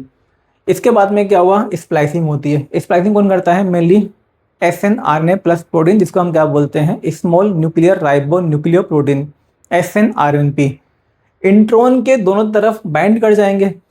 अब कुछ और प्रोटीन फैक्टर ऐड होते हैं जिसकी वजह से बनता है कॉम्प्लेक्स, जिसको हम क्या बोलते हैं, स्प्लाइसियोसोम। एंड ये जो एसएनआरएनपी है, या जो स्प्लाइसियोसोम है, वो इस तरह से क्या करता है, ये जो इंट्रोन है इसको ये इस तरह से लूप का फॉर्मेशन कर देता है। मतलब ये थोड़ा सा इधर की तरफ मूव करेंगे एसएनआरएनपी, जिसकी वजह से ये लूप की तरह ये बाहर आ जाएगा। इसके बाद में क्या होगा, जो ये पूरा लूप है यानी कि जो इंट्रोन है इसको रिमूव कर दिया जाएगा। ये रिमूव हो जाएगा तो क्या बचेगा, यहाँ पे केवल एक्सोन बचेगा। जो एक्सोन है इनको रीजॉइन कर दिया जाता है। तो अब केवल यहाँ पे कोडिंग सीक्वेंस बची है, केवल एक्सोन बचे हैं। इसको हम क्या बोलेंगे, एमआरएनए, मैसेंजर आरएनए। ये जो मैसेंजर आरएनए है, अब ये न्यूक्लियस का जो न्यूक्लियर पोर है, न्यूक्लियर पोर से होता हुआ कहाँ पे आएगा, साइटोप्लाज्म के अंदर। अब ये पार्टिसिपेट करेगा कहाँ पे, ट्रांसलेशन के प्रोसेस में। ठीक है, तो ये हो गया हमारा पोस्ट ट्रांसक्रिप्शनल प्रोसेसिंग के बारे में। तो आज के लिए इसको हम यहीं तक रखते हैं, इसके आगे हम देखेंगे नेक्स्ट क्लास में।